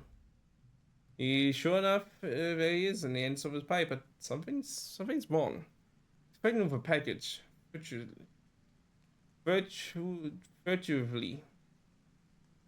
His head jerks up as you approach, and he clutches it to his chest. You can barely believe your eyes, but No bomb when you see one. This. What are you doing? This stares at you for a moment, waiting the truth. I'm leaving, he says eventually. There's life out there because I have met them. They want me to join them, and I'm making sure there's no one going to come looking for me. Ever. Don't get in my way. He says, I don't want to have to hurt you. An empathy challenge, we're not enough. Well, yeah, we don't have 90 or better. Also, not make them stop, but that's a question, though. I think it's definitely wrong for everyone if you just go through and let him do this. Maybe some other time, but no, not on this.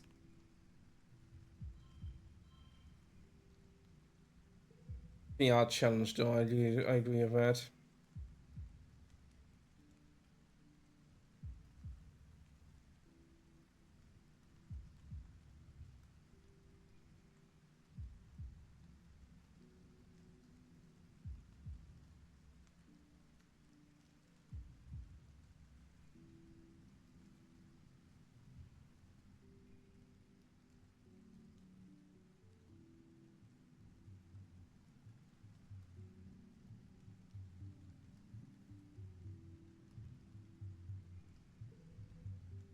I don't know if I can finish this one good, but I will see.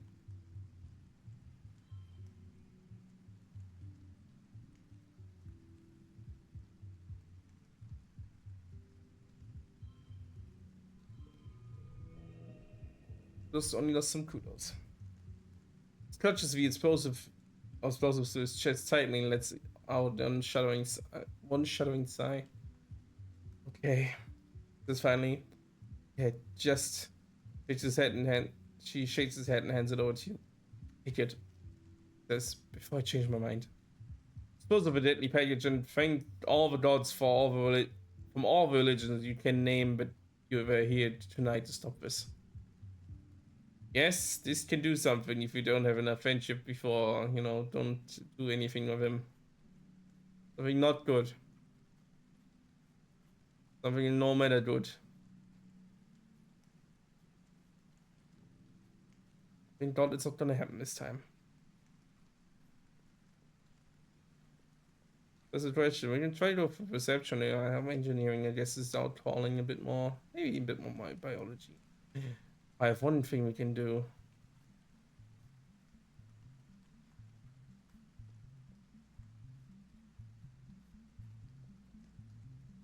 I did. We can yeah, research xenobotany. Bring your mushroom samples to the lab. You're going to study these and revolutionize the use of mushroom lumber, maybe. Wait, didn't Rex need mushrooms to build his bar? Study these samples or donate them to Rex? Study this much wood. How many do we have? We got three. We can study some. Yeah. Plus one. Examine the mushroom on the microscope and take notes on the cellular structure. Part of this reason it needs to be harvested wet is because cells get saturated. But they get so saturated that they lose structural integrity and turn into, well, mush during glow. And suddenly this process by which the cells take in water leads to a breakthrough. It might be possible to hack the process and stop the mushroom trees from taking on too much water during wet. They don't take on as much water, they don't take as long to dry. It's colony defense. Could be able to develop spray that the logics can apply to the fruiting body of a mushroom. The bottle sits above the ground to close its pores. Reducing the of pressure in the body should stop it from pulling so much water from the cell in the underground. Great, we're much more efficient now. That's good, I guess.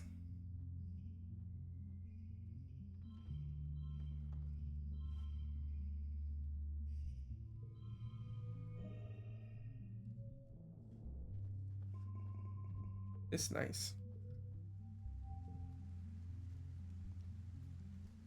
Hmm.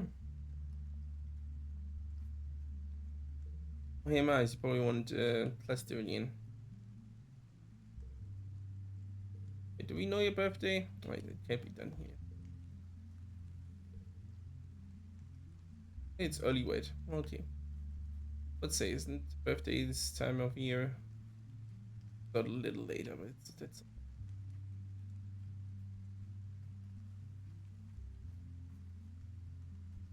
anything with Tang in our relationship right now. I think there's much left for us there. Oh yeah, I have any time to spare. Then comes and checks the time all upon.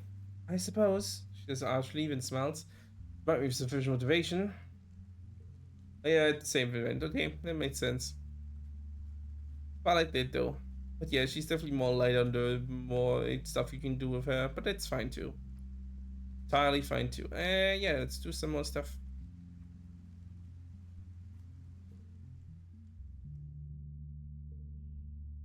Oh, Mars calls a meeting. This meeting of the SFC to order with a grim expression.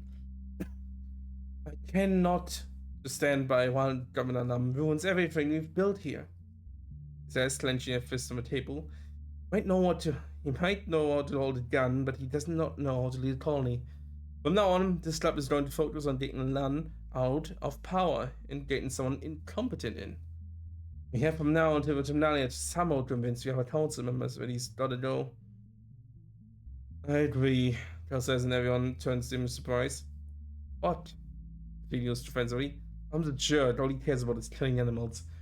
It's better for the whole planet if he's gone. Steebles her fingers. The question is, who would be best to replace him? Obviously, I think a great candidate, but I'm willing to consider other options. I agree, it should be Mars. We can run for instance, we have persuasion greater than 50. Literally anyone is better than a guy. We should respect cover. Well, uh, I'll be honest, we can go with this, but I don't want to go with this one for lots of reasons. Let's make it Mars. She's really good. Oh, that's right. No offense, Mars, but we're gonna stop the soldiers from killing the animals. Look, Cal, Mars says, spreading her hands out. I don't want hunters going out and not coming back either. Maybe we can find the safer, more efficient way to deal with the animals here. Yeah. Sounds ominous. Cal doesn't look convinced. Must give us everyone close. So, plan this week campaign in all departments. Geopolitics, engineering, garrison, quarters, exploration, and here in command. Try to soften up all 6 council members and get in on our side. I'll keep this on the down low. In the next Centenary Festival, surprise the governor with a spontaneous council vote to place him. Never see it coming. Okay. Oh, immediately, I guess, huh? The chief administrator seat alone is fairly easy. No one wants to spend time around them if they don't have to. Jeez. It's plain what you're intending to hijack the election of Tonali in order to propose Lam. The more you speak, the more it's clear that Seek is already on board. Finally, they say, rubbing their hands together with a look of unabashedly. I was waiting for everyone to realize what an imbecile he is. Everyone barely knows how to read. So in Company Road? It depends. Surprise. Surprise. I'm the only person with ideas around here. I was planning to make the go at myself. It's the advance to you rubbing 2 fingers together. Unless you provide significant motivation to throw yourself behind your cause instead. Not certain wants to be governor and is easily bribed is a great combination, but this is what you're working with. But this is what we're working with here. So it gives you a slimy smile. I'll support you as governor. No, go away. Done good enough. Absolutely. Deep purse. Is it so on other tutors for your holopom device? Well, for whom do you intend me to cast my vote, hmm? It's very good if you don't get a majority support. Lum will come down hard on those of us who show disloyalty. He may be an idiot, but he's an idiot. He may be an idiot, but he's an idiot in power. Well, Mars. He colds lips. Alzapan. He laughed. Well, I suppose she's rather a cunning politician, considering her age. Killism is a concern. Very well, I'll support her when the time comes, though. We will have to see the rest of the council things, don't we? I guess we have to.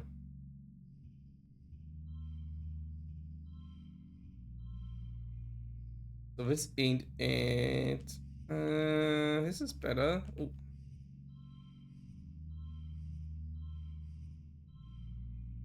Oh, this only gives 10 stress, but this is not great either. That's 40. Hmm.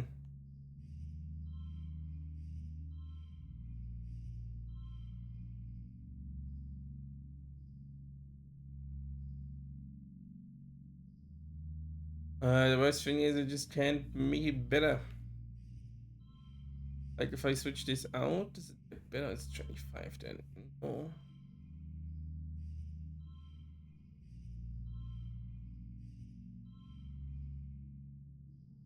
have one. I like that. That's 5 stress. It's good. Best we can do. We got one person to talk to. Oh, hi Maz. As Nomi, I bent over one of Nomi's sketchbooks. Maz is talking animatedly with its expensive hand gestures. Nomi's gnawing along, taking notes. No, no, no, Maz exclaims. This neckline needs bolder lines, and down here, lots of extra fabric. And make this part golden now to stream. I don't have to work like everyone else. I want to look beautiful, and the people adore me. But we do have to work. But we do have to work. Only parts. Dumping is restricted for these kinds of materials. Plus kudos. Oz rolls her eyes. That's the point. Lummy huffs. Not everyone's as many kudos as you, Mazapan. Especially as Helios. We didn't have any at all until when we landed. I want to wear something other than uniforms. I usually trade my model clothes instead of printing new ones. Onslaught appealed. You trade clothes. Don't even sell them to each other for kudos. We shrugged and tucked their hair behind their ear. It's just some kids can't afford to print these kind of clothes, right? You're losing out on them as potential customer. So maybe instead of good design clothes that are pretty, they're also made from common materials. So even to have them. Tommy smiles brightly. Then maybe you're in charge. You can get rid of kudos entirely. Seems like if we trade kudos for extra stuff when we're all supposed to only have what we need anyway. Tommy picks up their sketchbook and leaves. Miles turns to you with a thoughtful look. Oh, Nomi doesn't know that I was the one who started selling these for kudos in the first place. Dad keeps saying I shouldn't do that because having kudos and treating them like currency will cause makes quotation marks with her in the air with her fingers. Wealth inequality. You think they might be right? I know he's right, the Helios are broke. Oh, Matt says to me at chin. I mean, I knew the Helios were tragic, but I just thought they had terrible taste, you know? Uniforms, haircuts, I didn't know it was because they were poor. I really don't think kudos make everything unequal, Mars continues. Like, you can't always work hard if you want something nice, right? That's what I do. Mars looks genuinely troubled. It's great we have everything we need, well, as long as if there's not a weird disease or famine or whatever. We're still poor, you know? Guys, poor in culture. Yes, Exocolonist is a steaming pile of mashed triplet every morning, noon, and night. But what if we want to watch all of it? I haven't seen a million. I haven't seen a million gajillion times. Let's put her hand on her head. And we only focus on survival. Who's making all of it? Symphonies and gourmet food. Throws her arms in the air and shouts, "We have everything we need, but we're poor. Poor people don't care about that. About art." I get what she means, but also, interesting. Don't forget to drink water, everyone. Okay. Now snaps her fingers. No, no, no, no, I've got it. I'm a genius. The adults won't incentivize the creative class. We need to do it ourselves. No, you're not poor. No. Got dinner. It's nice. We need to get the adults on board with adopting tutors and using it to pay for luxury goods. Instead of slaving away in the depots for a kitchen, people like Noe could be artisans. Grabs you by the shoulders. We have an actual creative class. Maybe give some culture on this stupid work. Can't believe I've not thought of this before. He says, clearly possessed by a beautiful vision. I'm the richest teenager in the colony, but what good is if there's nothing to buy? Yeah, here I am sitting on more kudos than I could ever use. I could have been using kids of creative economy. I could be a part patron of the arts. As realizes you, releases you and pulls you in for a few, pulls up the finances screen of a holopon. The gadget lives with a balance, which is more kudos than you've ever made in a year, at least. Yes, good.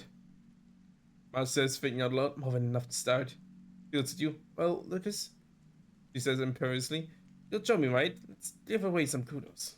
Sure, 10 kudos? Yeah, surely. Here, take 100 kudos. Yeah, sure. While eyes go wide, she sees 100 kudos land in her account. Oh, Daddy. She laughs, fixing you with a wicked smile. I know you're so generous. There's more where that came from, baby. Oh, aren't you fun? She says. Let's see if that goes anywhere. I don't ever remember that event, I'll be honest. Which is fun. This game still definitely can say that several times. This game still is keeping me surprised every now and again. It's pretty fun.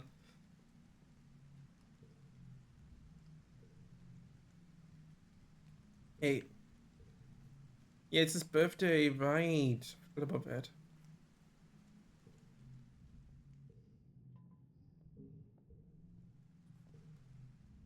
I guess we can do train together again. It's nice the thing to fill out. At least that. Yeah, let's do some research thingy again.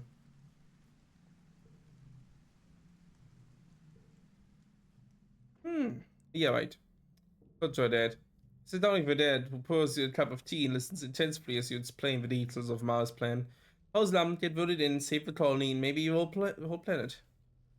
Well, sure, sweet melon, he says when you're done. I'll know you always support you. 100%.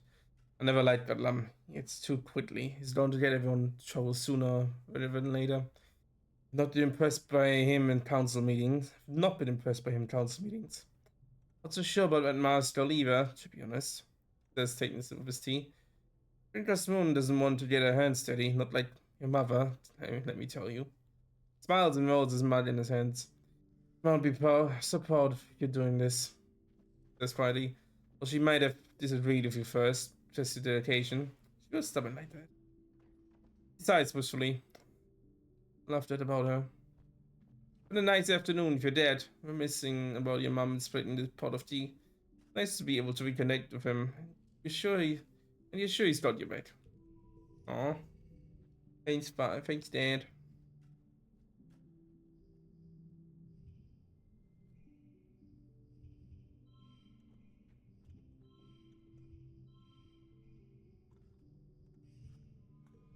Hmm. Comfort low. Mm.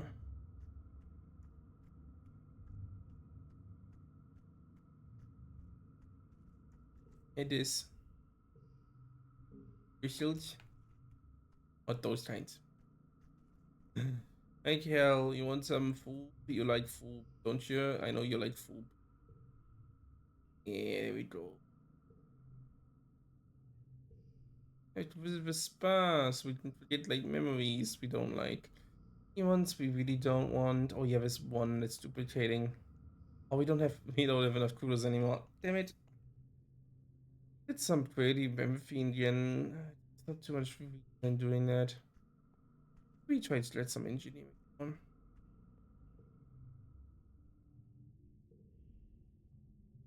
Oh yeah. After what you ask Chief Engineer instance for a few minutes of her time.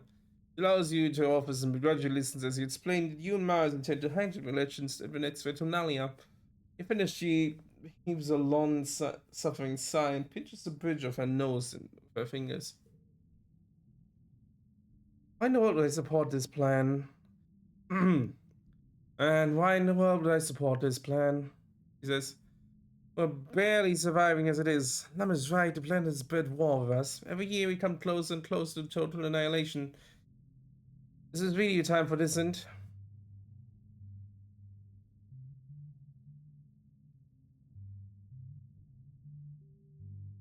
Instant gestures to office. He's got the surface covered with experiments. He may not be most suited for the job, but do you see anyone else with the time on their hands to run a colony? He does the least damage, right? Where he is, doing busy work and making stupid motivational videos. I know he made you work on that virus. It's stared at you for a long time, after sizing up your metal.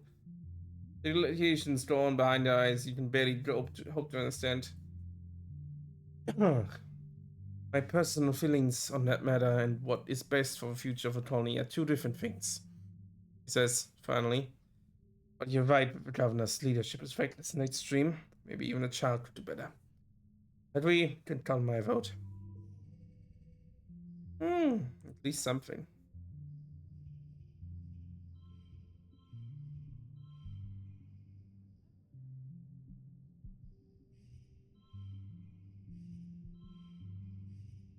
Hmm.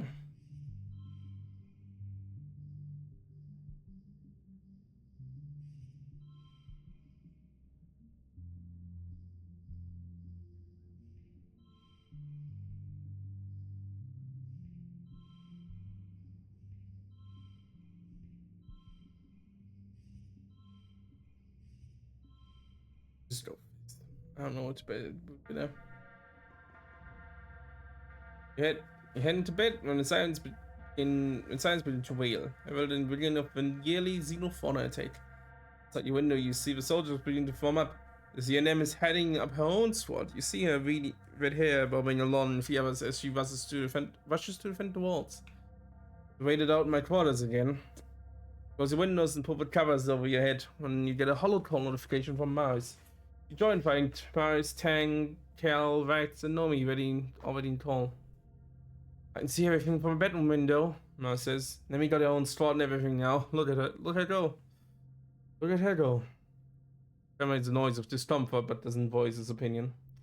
So your friends keep the call open and speculate on what's happening outside, supplemented by Mars observations, Tang's reading of Conrad's processes.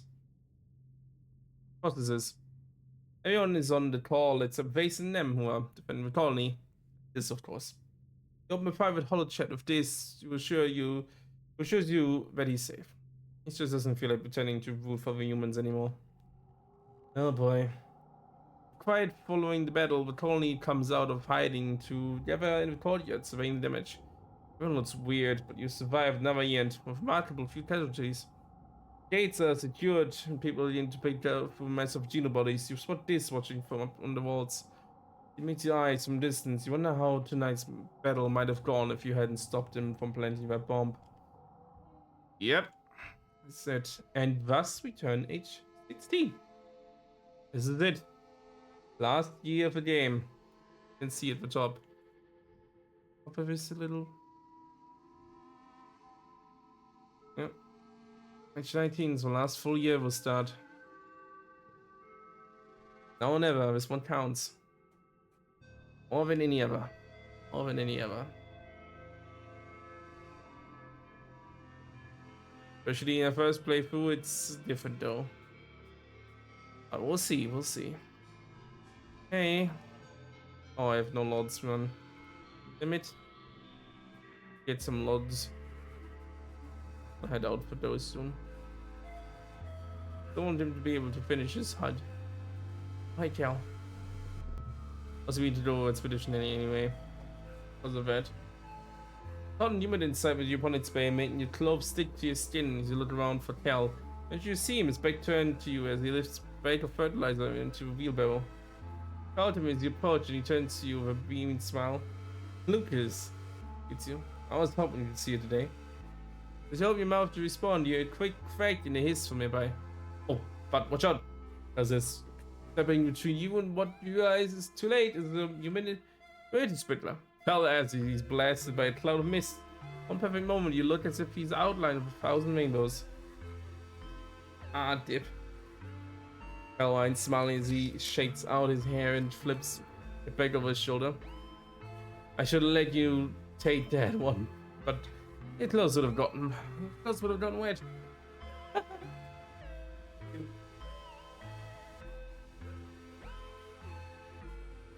Oh, very, very cute. He stands up straight as you gaze past over his body. He's really gone into himself. This is the thing. For your eyes, a droplet of water bravely wanes its way from the rise of his chest and down the rippling muscles of his abdomen to where it disappears into a shirt tied around his waist.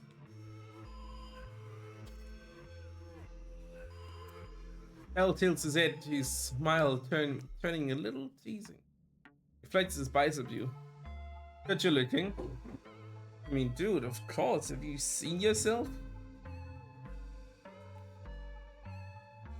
Hal's face goes completely red as he laughs and drops the pose. Oh, jeez, Lucas. He says, ducking his head. You can just barely see the edge of his smile. You can't just say things like that. He slaps the dirt, rubbing the back of his neck bashfully. He starts and laughs again. Smile turns soft. Like your hair. Really pretty. Really caught him off guard, but he doesn't seem to mind. Carl leans in. Can I tell you a secret? I'm not actually too hot in here. And hence it means I'm always in the right temperature. I sweat. Oh, interesting. It's like taking my shirt off.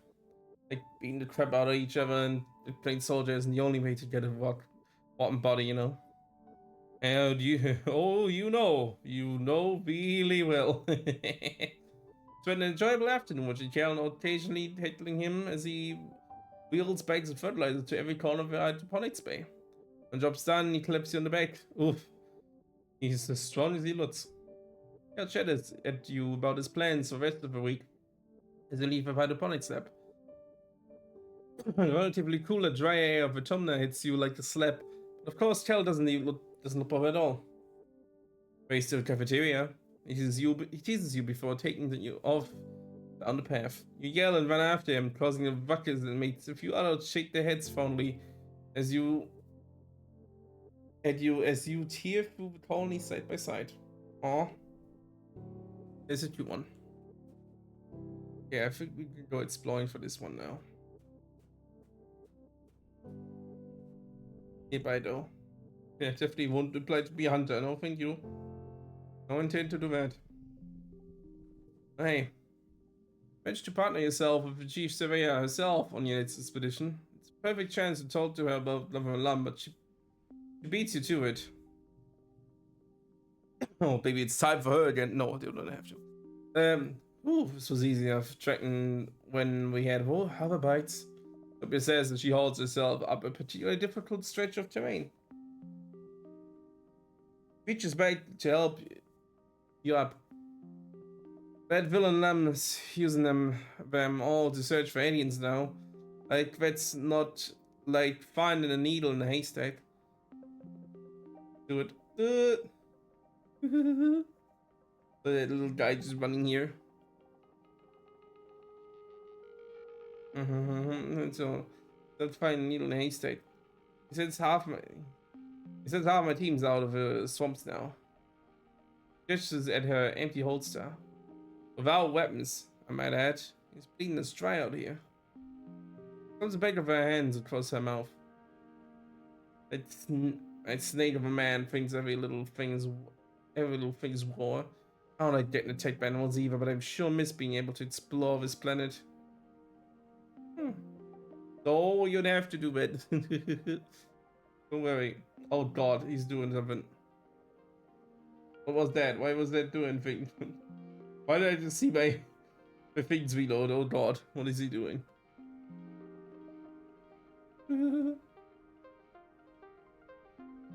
But I sure miss being able to explore his planet without Lum getting his paws over my missions and taking my resources for his damn missing war. And you should mention Topo and Mazapan's plan for Lum. Take was having issues on div stream this it's cool. I just saw the fruity like symbols shortly on the right side. I hope it might have showed up in the stream, but we'll see. Just for a quick second. Sure, it's fine. I have them all. Well, I have them all visible actually right now that I see it. Oh, weird. I mean, it's not like they ended calls, so no. I guess it's probably what they did. I tell Topia about Mars' plans over for Lama to next for Terminalia. She seemed excited by the prospect. Great how young she is compared to the other council members. Sounds stellar. She's slapping you on the back. But only question: who you got in mind to replace him? Marzipan, Mouse, Rose, Billy. She might. Well, she's young. Cross her arms and gives you a thought. Well, I was only 22. 22 but I became surveyor, I guess. Not too far stretch, but hey, Mice, what she gotta do different when the chauvinist float cars pitch me? Well, first of all, you know hunting is dangerous resources. Sure as heck it is. We showed up, it was ready to do. The bun is ready to fight. Watch out. Already doing it. Truth be told, it's one of my servitude's back. They're out there putting themselves in danger and riling up the local fauna. Those hunters are a menace. Respect you, so you might show hunting his band? Well, yeah. I have a point. Maybe thinks about it and nods. Alright. And Mars got my vote. Good luck, kids. Thank you.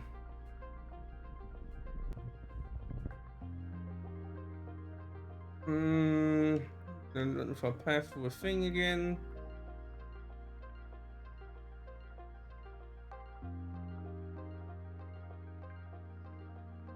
Gonna do.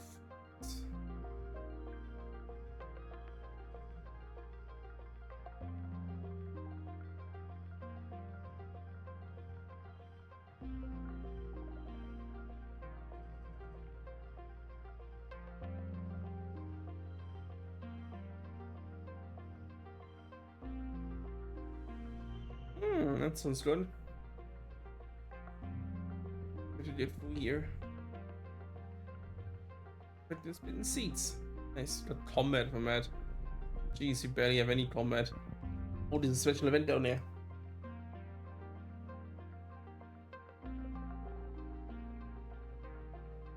Oh, some farmers wave and take a closer look at what they're doing. They asked if you want to help. Yeah, sure.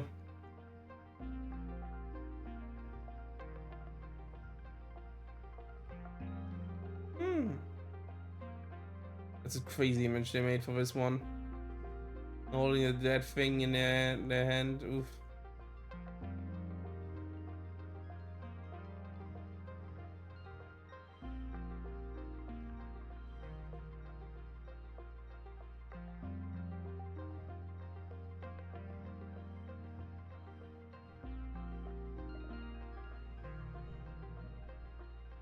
Be invigorated if you learn a little about farming. It's nice. I might not make it all the way again, but we can do it the second time. Yeah, find an umbrella. And the last event for now, probably. Oh, you probably bent path. Won't catch the corner of your eye. There's something up on the top nearby on top of a nearby mushroom capped tree. Can't I tell what it is, but is that a person? Mysterious person again. Oh, it did it again. Okay, that's it.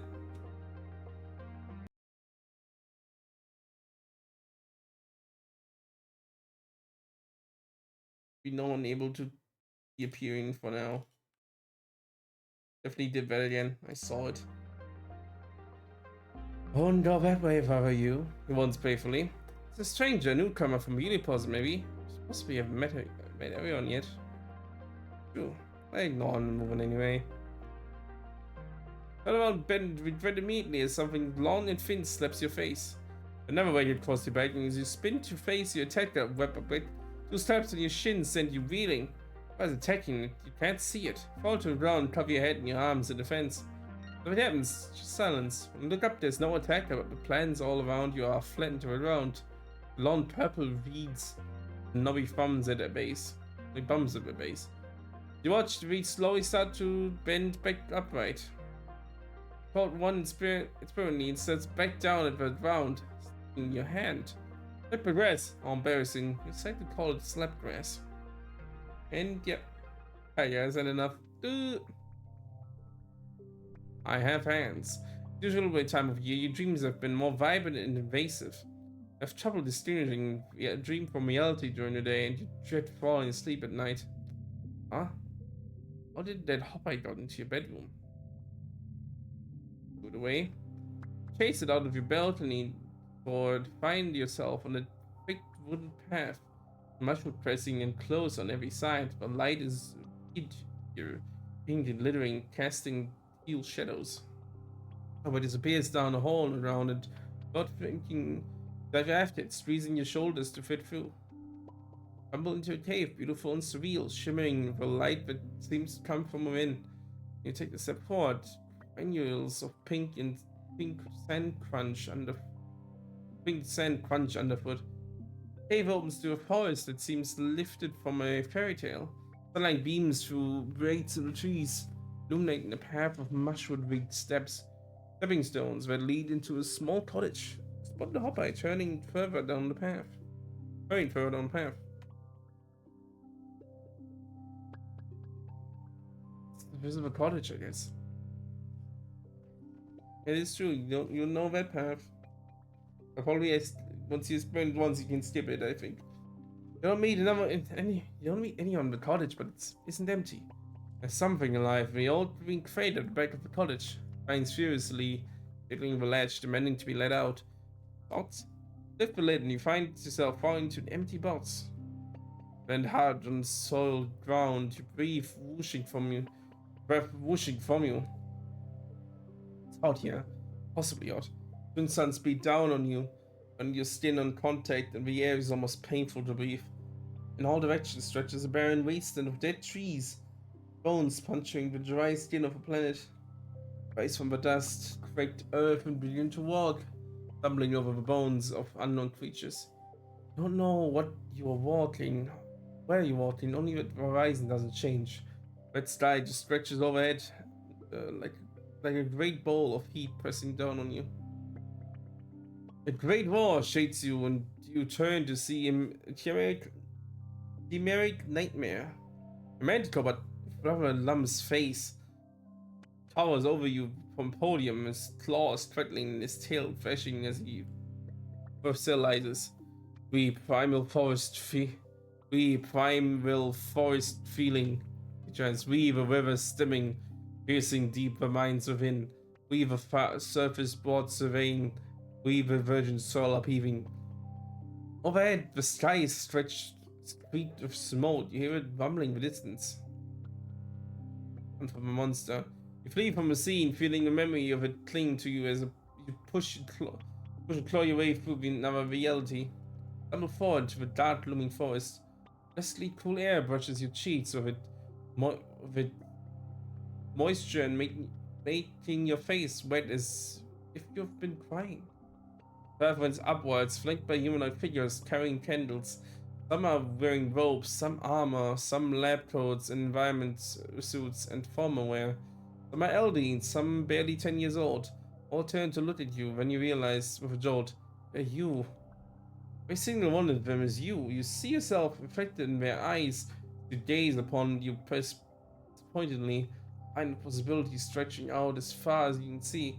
Popeye crouches between the reins and gazes solemnly as you out as you pass.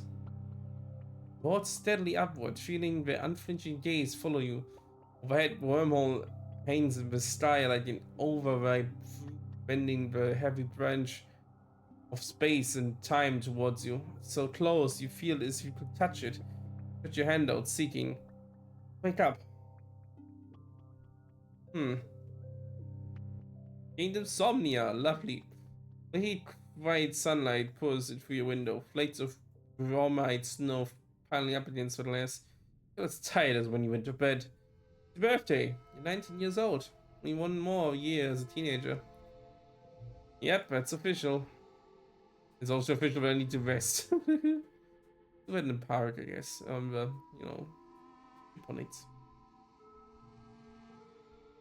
Thing is, an academic interest in the garden, more than a steady one. They taught what for the Tressilies together. She can't help but remark on how the biology of plants from Earth is so different.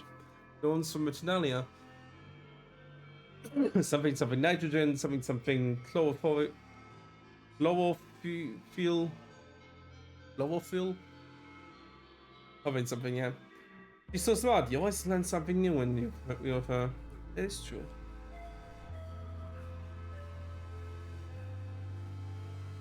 Hey, let's head out again to get more stuff. More stuff. Wait, I think we've already gotten at least one steak. We should give it to Rex first. There we go. Yeah.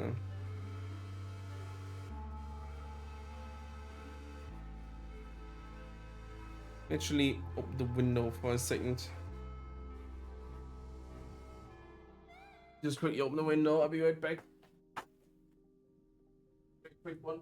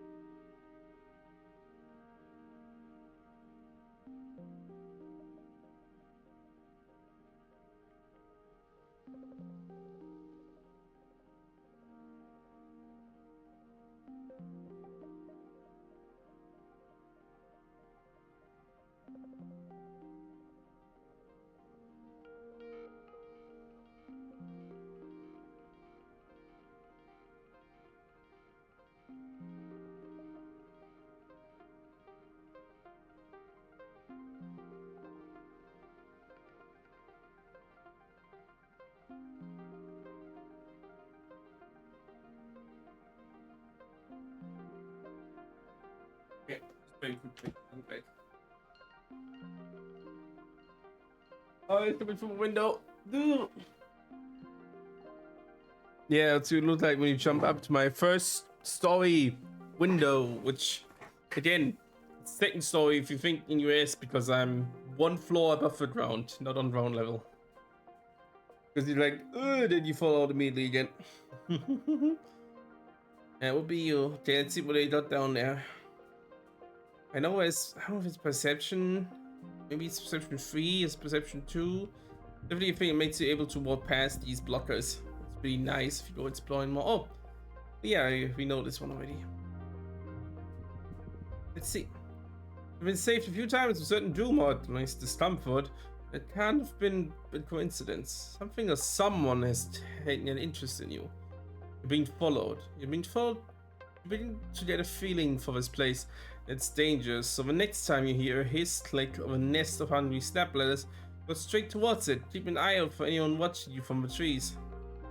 Yeah, just as you think you're going to have just as you think you're going to have to climb into the damn nest to get your savers shop. If you show up, you see a humanoid figure darting behind the tree. Make eye contact with you. You make eye contact and you both freeze. Those almond-shaped eyes widen in his not quite human face, and he slips away into the jungle. And carefully. Rather than rush after him, you use your tracking skills to carefully follow his path and sneak up on him. Bounce at a medical and the two of you tumble to the ground. You pin his arms. And hello. Hello. You get a look at his face for the first time. Long, delicate features, the odd tones of his skin, almost purple, and his glittering alien eyes. Before he can answer your questions, you jumped off and back away. What is he? Who do we have here, huh? Someone's flicking out. He brushes the dirt from his clothes and stands up tall. Very tall. You have to take another step back to get a good look at him. Get your glimpse of a pale purple wrist under his severed blade sleeves, delicate like bird bones. I'm a gardener, Buzz, and you're trespassing on my planet. Now I can see his all of him. Confirm he's definitely not human. Beside the purple tint to his skin, he's just not constructed different. He's just also just constructed differently. Human but not. Taken as a whole, little discrepancies add up to something that's decidedly alien. Definitely just slightly off. Cute and fun looking, but definitely slight off. He laughs and light and infectious tickle. You're an alien? He laughs the light and infectious chuckle. It sounds more animal than human. Goes on for too long. You think he might be poking fire at you? Actually, you're the alien here. If you think about it. You don't think about it. You think about it. He's right. He jumps onto a large rod and crouches, eyeing you carefully. Let's make a deal. Says. He speaks with an odd inflection, putting the one stress on the notes, but the words themselves come out easily to him. I am not supposed to talk to you.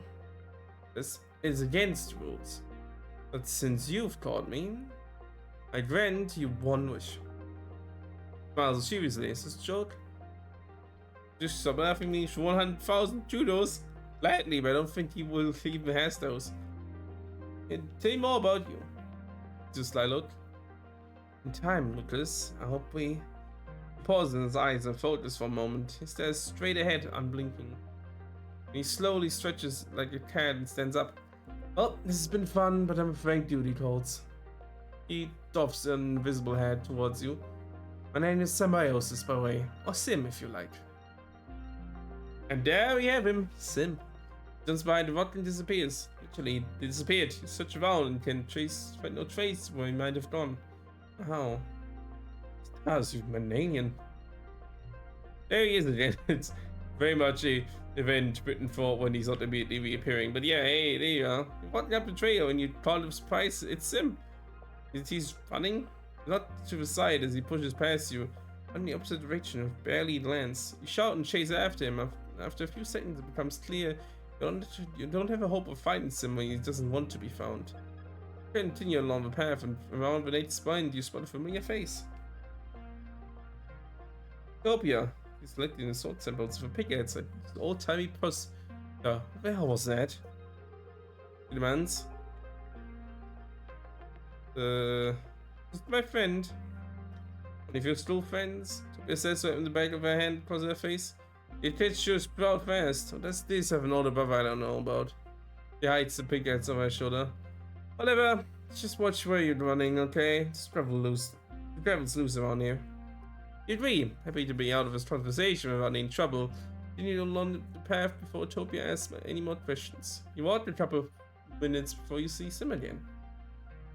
Seems to be in good humor despite the close toll. Oh, he says, leaning against the tree. It is tiresome to be so secretive. He wipes his eyes, brimming with mirth. It is such a pleasure to be around you and this, and it's not to hide, and not to have to hide myself. Oh yeah, this definitely knows about him, that's for sure. He sobers quickly. I do appreciate your discretion, he says. Not the right time to be gardener to be right time for gardeners to be formally introduced. To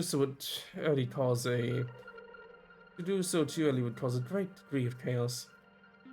Yes, even the female surveyor. Yes, I do like her, but I have learned from my limited experience of your kind with adults of your species to not react well to surprises. It's good you're here, though. Continues. Yes, I do need something from you. Data. Yeah, he's raging against the machine of his guy. This. Probably mostly the washing machine there, that's fine too. What is data? He molds up his hands. Please do not be alarmed, says blatantly. I don't mean sensitive information such as personal defenses. I mean only contents of your digital cultural archives. You mean like holovids? He smiles. Yes, exactly. Your holographic recordings of movies and music, but photo artifacts only, I promise. Hi. Well, is it obvious? You should know more about your kind. Or you should learn how to, well, it's the right phrasing. You should learn how to act in such a way that is not too so discomforting to humans. I guess I can do it if you just want like videos on us and not actual data. Sim's gentle smile was warmer. Surely, he asked, clasping his hands. I thought it would take a great deal more convincing. You are surprising. Such a pleasure. Tell Sim that you can lightly find in me a mem drive in Adrenaline filled with data he wants. But you have a few more questions of your own. This payment of another kind. And some questions of myself. That's fair, Sim says. Must be frustrating to feel as though the truth is being withheld from you. Ignorance is not a yoke your kind bears easily. Please trust me when I say my inability to answer your questions is born of circumstances beyond my control, and not a desire on not a lack of desire on my part.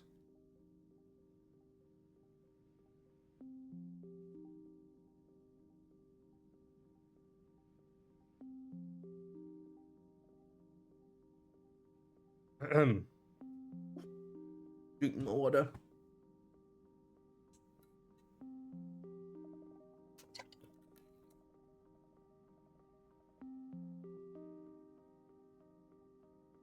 I'll have full faith that you'll know everything soon enough. Oh, don't you say so, huh?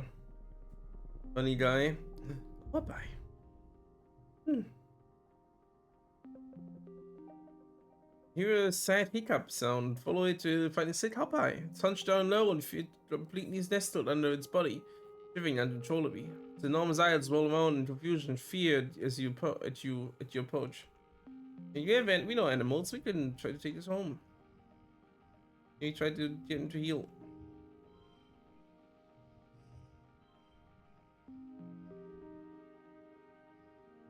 We don't need that.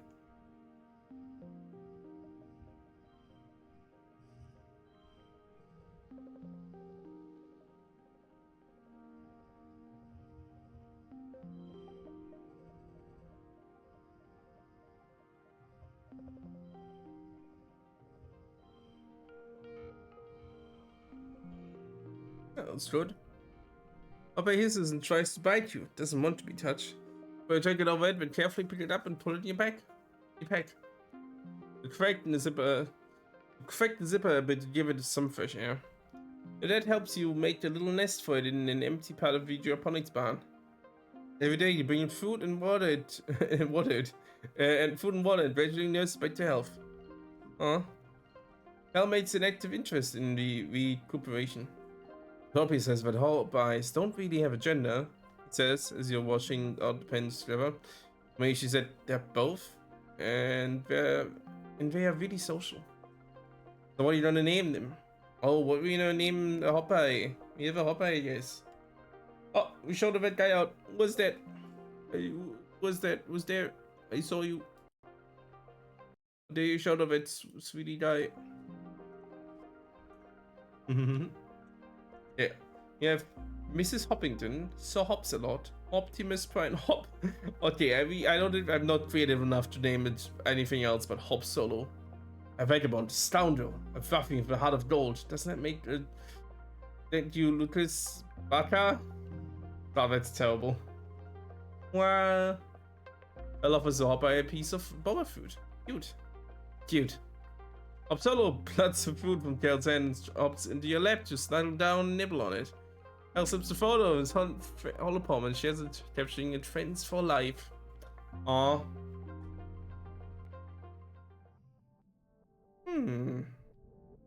We're back. Wait, doesn't that mean... There it is now, look! You have a Hopeye now. You can also equip it as a thing, but I just want to have them next to me. Candice is sitting on the tailgate of one of the expedition vehicles, shelling bobber seeds with teeth and spitting the hard bits onto the ground. Oh, then one of you points out something funny at passing surveyor does. Not something under mesh trees. It's the easiest way to talk to this, but not talking at all. It's always been like this, being isolated from the other kinds. Trust, right? It's made him trustful and thoughtful. Out of everyone, you think this might understand about him and be able to keep the secret. I think he already knows about him. Tell this that you saw something interesting when you were out on expedition. This perks up immediately, turning to look at you. Well, yeah, yes. What? An alien. Jaw drops in the face when he. His jaw drops and his face becomes an interesting color. You're worried for a moment that he's going to be upset with you for teasing him, but no way, says this alien. But I met an alien too, Lucas. What was yours like? Tall, dark, and handsome? This color deepens and looks lost for words, opening his mouth a few times. Wait, you mean Sim? You know, and this suddenly becomes extremely interested in the hem of a sweater. Sim is more pretty than handsome, I think. Aw, he got to, aw, that's so cute. He's a bit weird because it's an alien, but honestly, it's cute because he's found someone he's interested in. He made me swear I wouldn't tell anyone else. He says, honestly. A weird expression on him. If aliens found out about gardeners, they'll probably just try to kill them like they kill everything else. So we can talk about Sim, but we have to keep it a secret. Okay, so be our secret. This nod's looking serious. Good. Lies. Simply, then repeats it. Good. We go back to shelling boba seeds in silence, watching the colony go on about its business. Mm-hmm. It is interesting.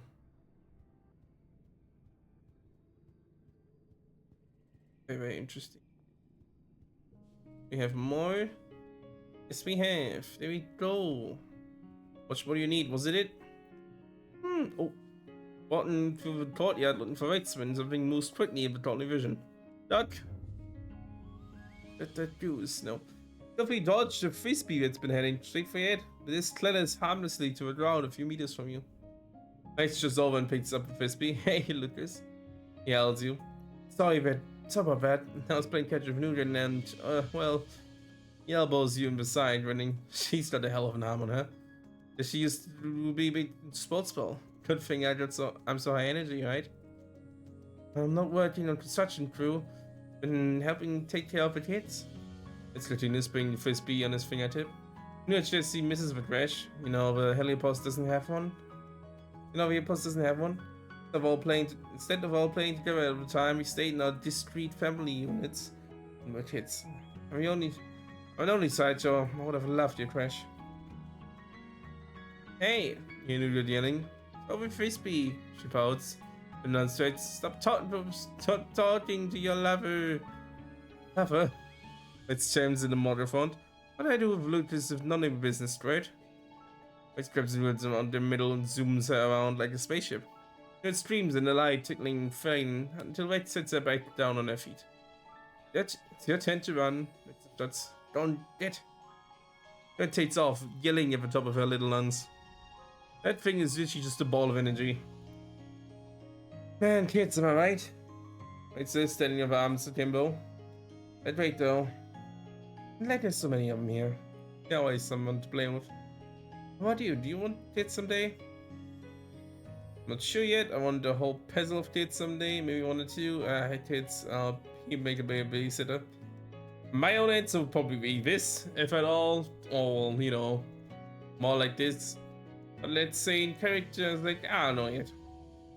Hey, that's fair. It's a smoothly. You shouldn't have to aim if you're not sure, right? You shouldn't have any if you're not sure, right? But at least in the colony, you know, we're gonna have a pretty good life. How about you?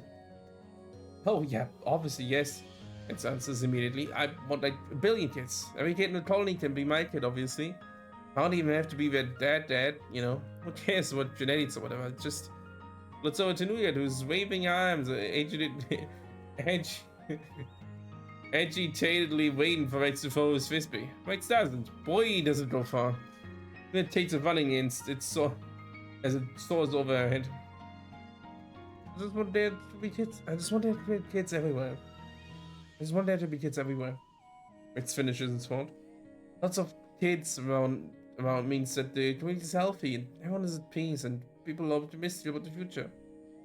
Those kids are just so great, Rex adds.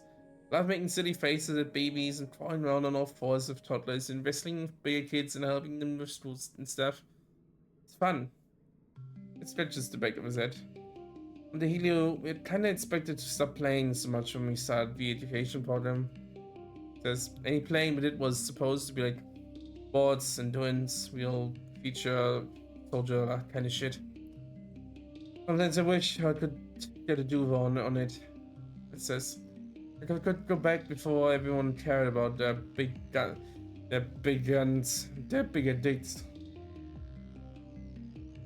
It makes a wanking motion. It's don't care about that kind of stuff. Continues. They're just innocent, pure heart, you know? They don't have all these just around me over his own head. Thoughts, I guess. At this moment, but the frisbee he asserts itself as an equal participant in the conversation. Oh, it's at this moment that the frisbee reasserts itself as an equal participant in the conversation. His attention goes to it immediately, his eyes perking up as he leaps up and catches it before it can menace you again. He laughs. Spot will mood broken. Oslos. I'm gonna wait playing with Noodle before she hurts someone. Nice talking to you, Lucas. It is always a pleasure. It's always a pleasure. Also, I think you can do Hades. Yay.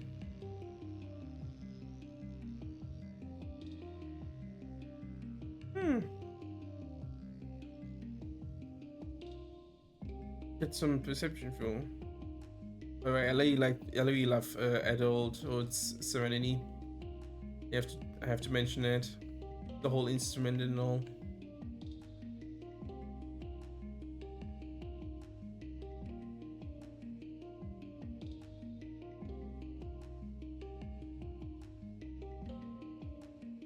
Let's look through perception.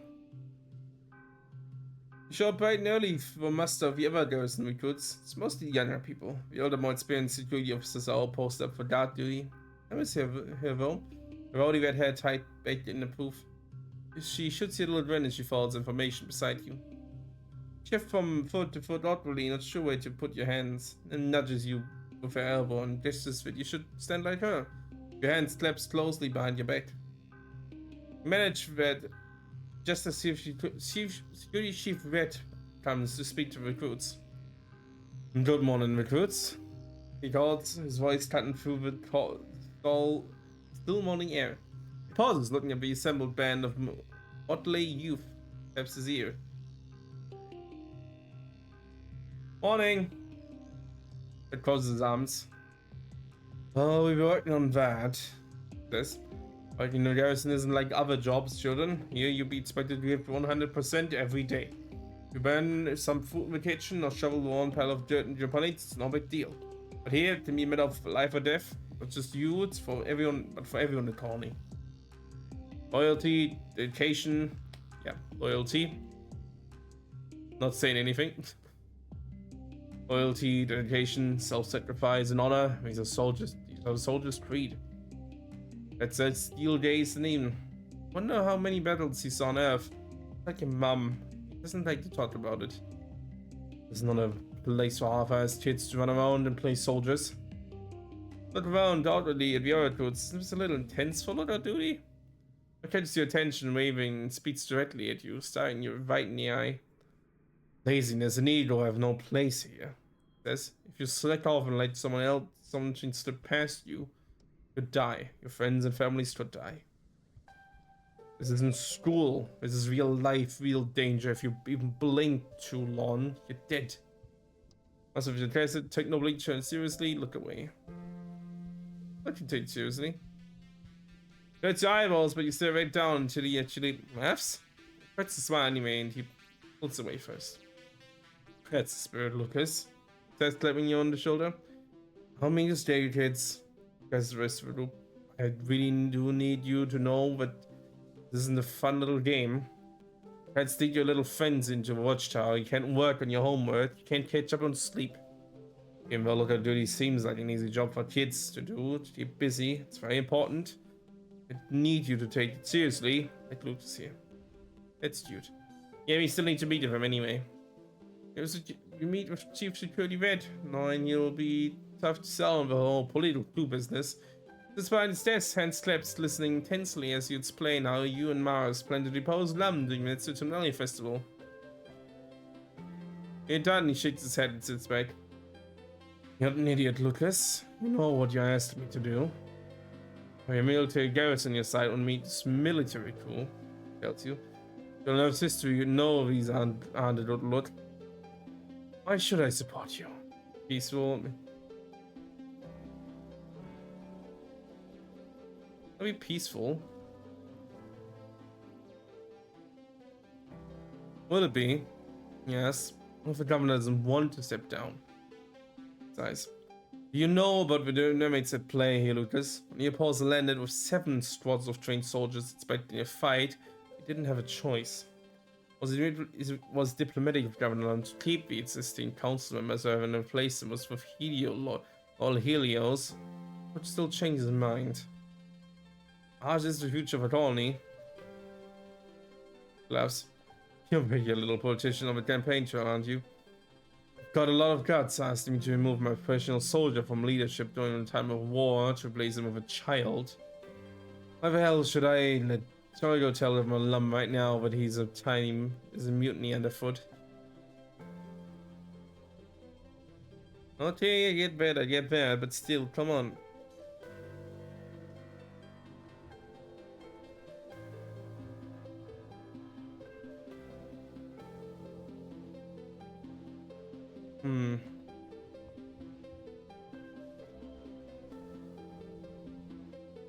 I can definitely do it though.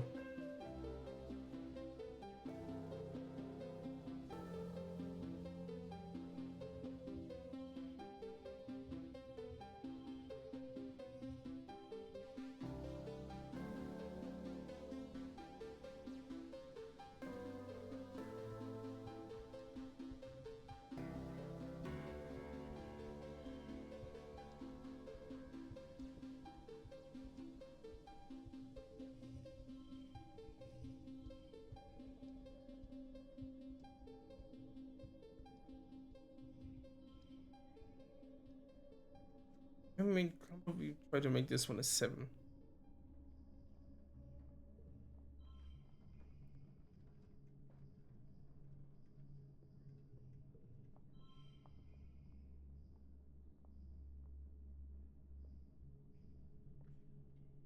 I've got an 8. Yeah, damn it.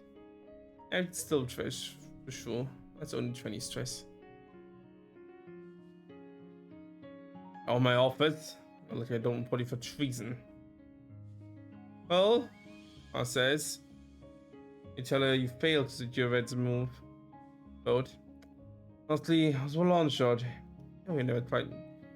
No, we're never going to get Red on Chief Security on our side, right? Updates Vitelli upon. But you don't need him anyway. He's too old school. Be removed next. Ooh, I don't know if you're good with that one, Mars, but hey. What collectibles? Not fast and slots I feel better. Fit more often.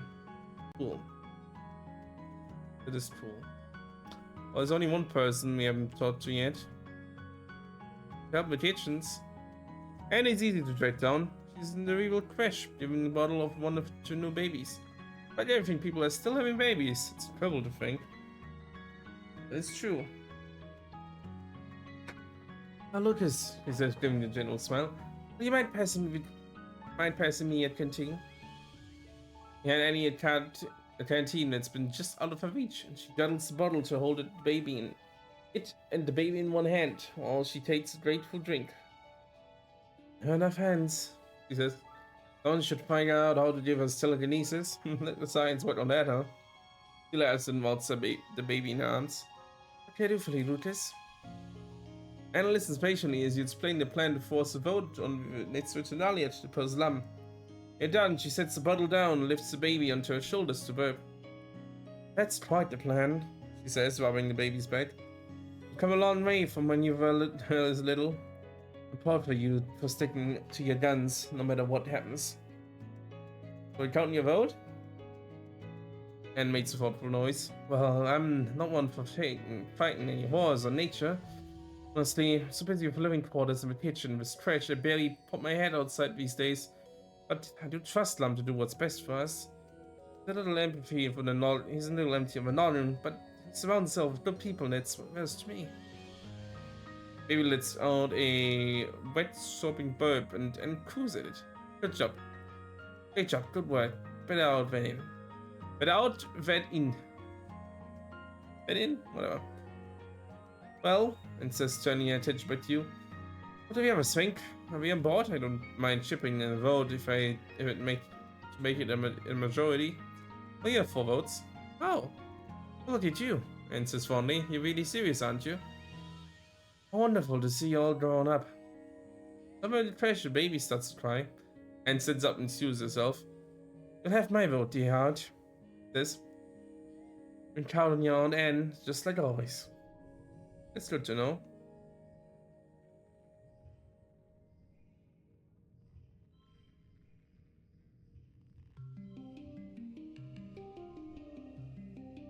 That's good enough. That we should have all. Expedition, we don't have him, but at least it's something.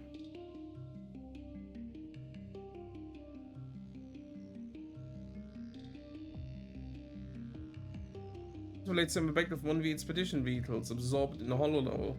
Day 4 and he jumps and gives you an awkward but genuine smile. Hey Lucas, he says, pulling his leg out of the way so you can climb beside him. Another fine place to be alone here, don't you think? Well, could be out of its building, but Toby insisted we have a rest day. He rolls his eyes. It's close, it's normal in size. Just so crowded here. Explains. And it's boring. However, we out there with Sim, learning about his planet. He continues, looking wistful. Holds his hands over his heart. So interesting. I could talk to him forever, you know? We can really connect. We got much out of him. Yeah, this explains straight up. Well, sort of. Still says he's stuff I'm not supposed to know yet, but I figured out a lot my own. The biggest thing is that the planet is basically all connected, like a fungal network that's so old and complex that it's practically like a computer. He says, talking fast and excited. And not just the mushroom, the trees, the animals, even the rocks in the water. He smiles. He didn't want me to know that one. Finds you. But I guessed it. I remember how your dad got sick every year from pollen and was actual fungal spores. I started drinking from there, and yeah, it's like every year the planet refreshes its communication network with fresh spores. It's so cool. I didn't know that one. Let's say. How about the fact that Sim is really old, like really, really old? Continuously. Probably thousands of years old. Sometimes he talks about stuff from ancient history like it was really here, because he totally was. This laughs a little. He still acts like a kid sometimes, you know? And he loves Hollowitz and candy and plain treats. I had no idea. And oh, I've seen other gardeners, says quietly. They don't look like Sim at all. They look like, well, scary. No way. Hey, one more, says Pink, but gardeners don't have clothes. He was naked when I met him. I had to bring him clothes from the colony. Blushing. No, this stammers his face, drawing even more red. It was just really embarrassing, okay? I was naked, I didn't know where to look. How about you? What do you told you? Well, what do I know? Whose hair seems alive. Swallows his eyes. Well, yeah, that anyone seems who sees him knows that. It's like moves, right? I thought it was imaginary, but it's I like how plants move to face the sunlight. That's all I know. I wish we could tell people about Sim. Says, I feel like people knew him like we do. Realize that what we're doing is wrong. Scared if I tell someone Sims will never talk to me again. Says we're not ready. You can't let anyone else know, I think. I know. Mumbles saying. He bumped his head. Oops, sorry. He bumped his head against the window of the cab. I don't want to mess up whatever plans they have. Just want to help, though, you know? I know. Nods and turns away and done with the conversation. Hmm. Hmm.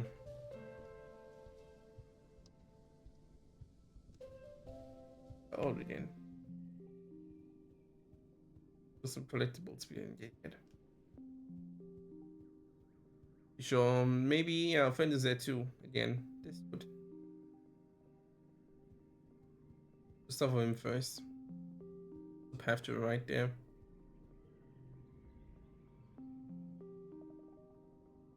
For once, apparently. For once, you see him before he sees you. He's crouched just off the path, staring at Flower, face blank. He doesn't react as you approach, so you watch him for a while.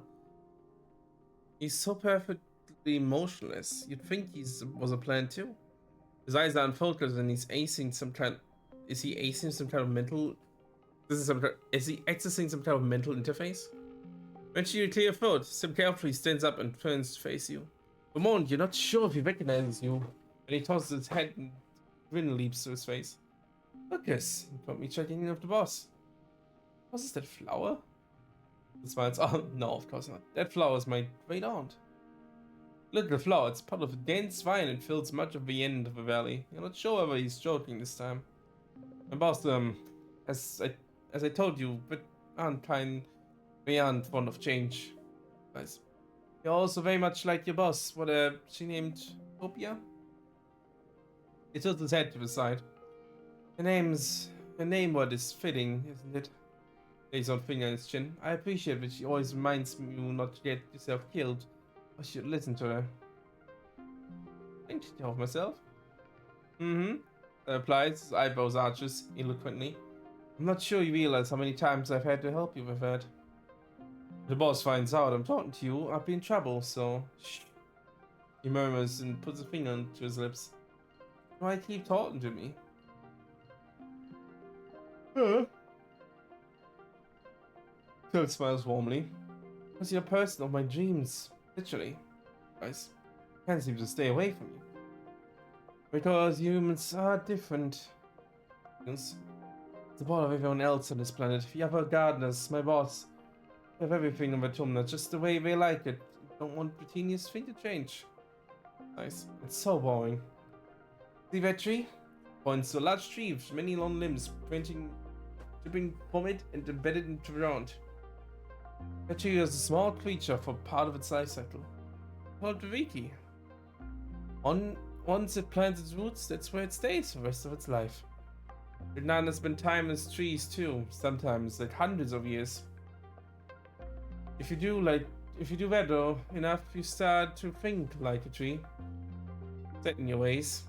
Puts its hands and there's expression on his face. When I talk to you and learn about your species, I feel inspired, I feel young again. You can shapeshift? Don't you think me looking human is a bit of coincidence? Flies and motions to his body with a sensual flick of his. It is a rather handsome body though, don't you think? I think he did quite well. I'll say. You have many more questions for this man or gardener or whatever he is, but as soon as you open your mouth, just another tilts his head as if listening holds up a hand. I'm sorry. Says, looking for all the way. I'm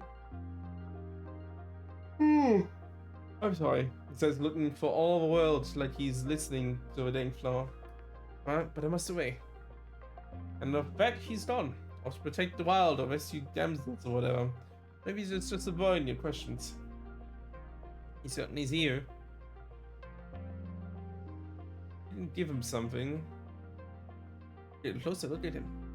Only fair, he observes him the same manner we often observe you, attentively and while hidden behind a tree. Tend to leave a double back, and watch him from a front or short distance away. You hope you'll see what he does when you are about. Similar to a human, if alien had to draw a human entirely from written description.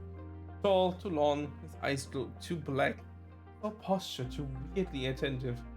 There is the most interesting part, perfectly kept for someone who seems to live in the wilderness. And some things you swear moves in ways hair shouldn't. Like the first time you saw a lab's video of a flower turning toward the sun. Which silence for nearly 10 minutes, but Sim does absolutely nothing. With his head like he's listening to the wind. But he leans over to stare at the random patch of grass for far too long. When she turns to stare straight at the spot you're hiding. Oh. You like what you see, sugar butt? I know I do. He smiles slowly. Good, he replies. He tosses his long hair over his shoulders and extends his hand, sparing himself for an inspection. Not a crime to be curious. I find myself very curious about you. Look your fill now. You look your fill now. He's offered. You find yourself constantly drawn back to his deep silver eyes, the hypnotic motion of his hair. In moments, you find yourself more relaxed. Some faint smile fills your vision, blanking the rest of your senses. Don't be alarmed. His voice sounds like it's coming from bottom of the well.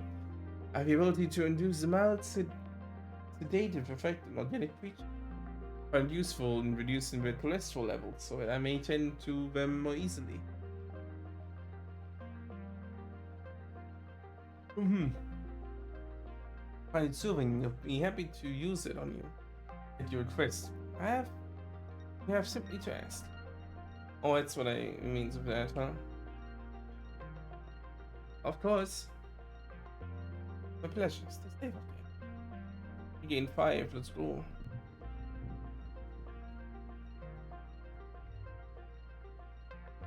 We get this thing and then do a quick bio break. Farmland is built outside the wall, so yeah, right, we can't plant anything in here anyway. This is Toby comes out and say, "Oh, kid, what you doing here? Let's go back. Ugh. It's time to go home."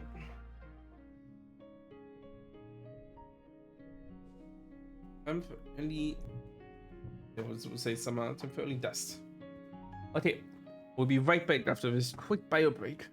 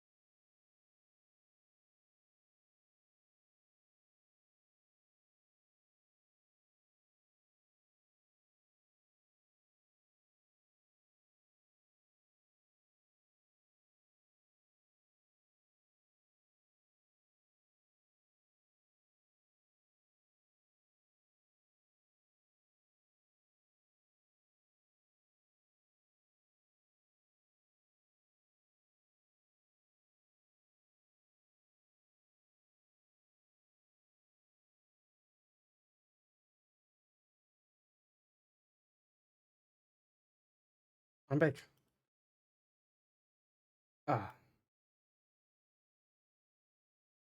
keep going. Oh, hold on. There we are. Hmm. Oh, it's good. I hope everyone could get. I hope everyone could stretch their legs out a little. Get some water too. Yeah, drink some water, people. Drink some water. Okay. Hmm. Alright, it is our last. I think that this game's almost over, at least this first one. That's very heavy emphasis on first one. It's coming too close soon. And yeah, it's the last time before the finale happens, so let's see what we can do, huh? See what we can do. Do we have any more lots for you? I don't think I have. No. It's your birthday today, isn't it? Is it your birthday? Whose birthday is today? Is it your birthday?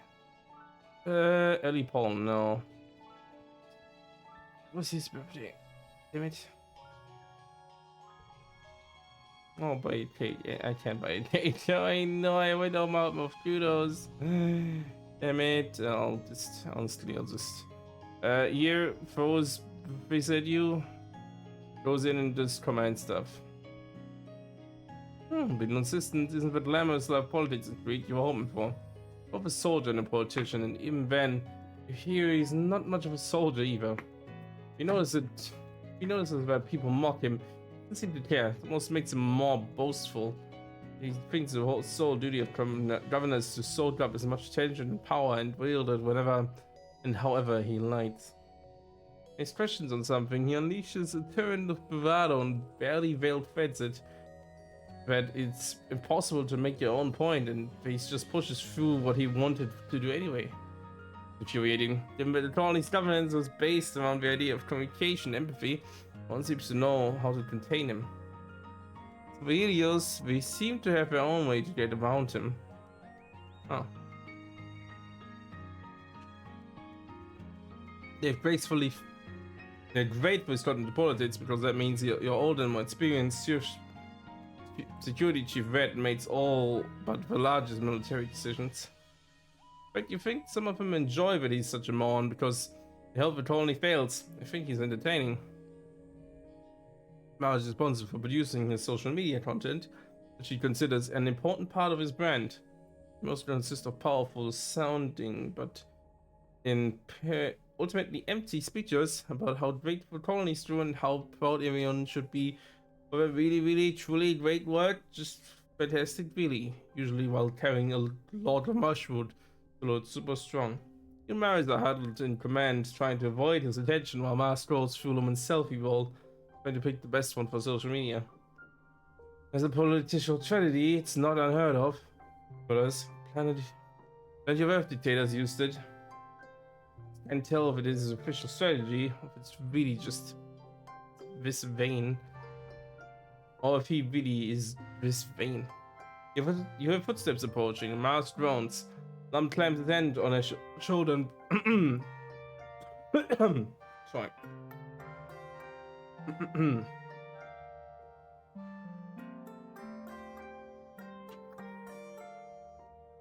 Lum clams his hand on her shoulder and smiles broadly. There you are. I was waiting in the next video. I think the colony is ready to see some footage from that counterattack I led against the enemy aliens. Oh stars, you heard of this. Lum plays the footage. Shaky yellow palm recording of Lum screaming for Earth. Charging into battle during the attack just before his 17th birthday. Complete idiot. Stupid. Keep flipping the wind in his face, purple from exhaustion and fear. Really stop yourself from cringing. Seeing it erupts into chaos and explosion almost got everyone killed. I cannot believe this is footage she wants to upload as proof of his bravery and vision. This is great footage. Simpers. It's really great. It's actually perfect for Lucas to practice working on the video creating skills. It miles the stinky lord, but she just smiles. I'm at Reese. With such great material, he practically did the job for you. How are you going to spin this into a propaganda piece? Do your best to make them look good. Try to make them look bad. Tell them to. I wouldn't know we wouldn't look bad, but I just want to do something because I can't do it because of situation. Also, yeah, colony defense is good for us, no matter how Lum is an asshole is. Yes, convinced Lum that colony is still traumatized from the attack, but they won't have a positive association of Lum being involved, even if he looks like a hero. Begrudgingly, at least. He begrudgingly agrees.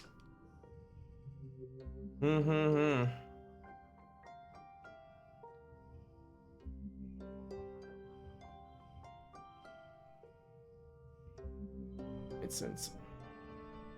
Lum enters the colony square in his customary bombastic fanfare. Press band red carpet banners with Bahiti apostles stepping in the hot dust breeze. Disgusting.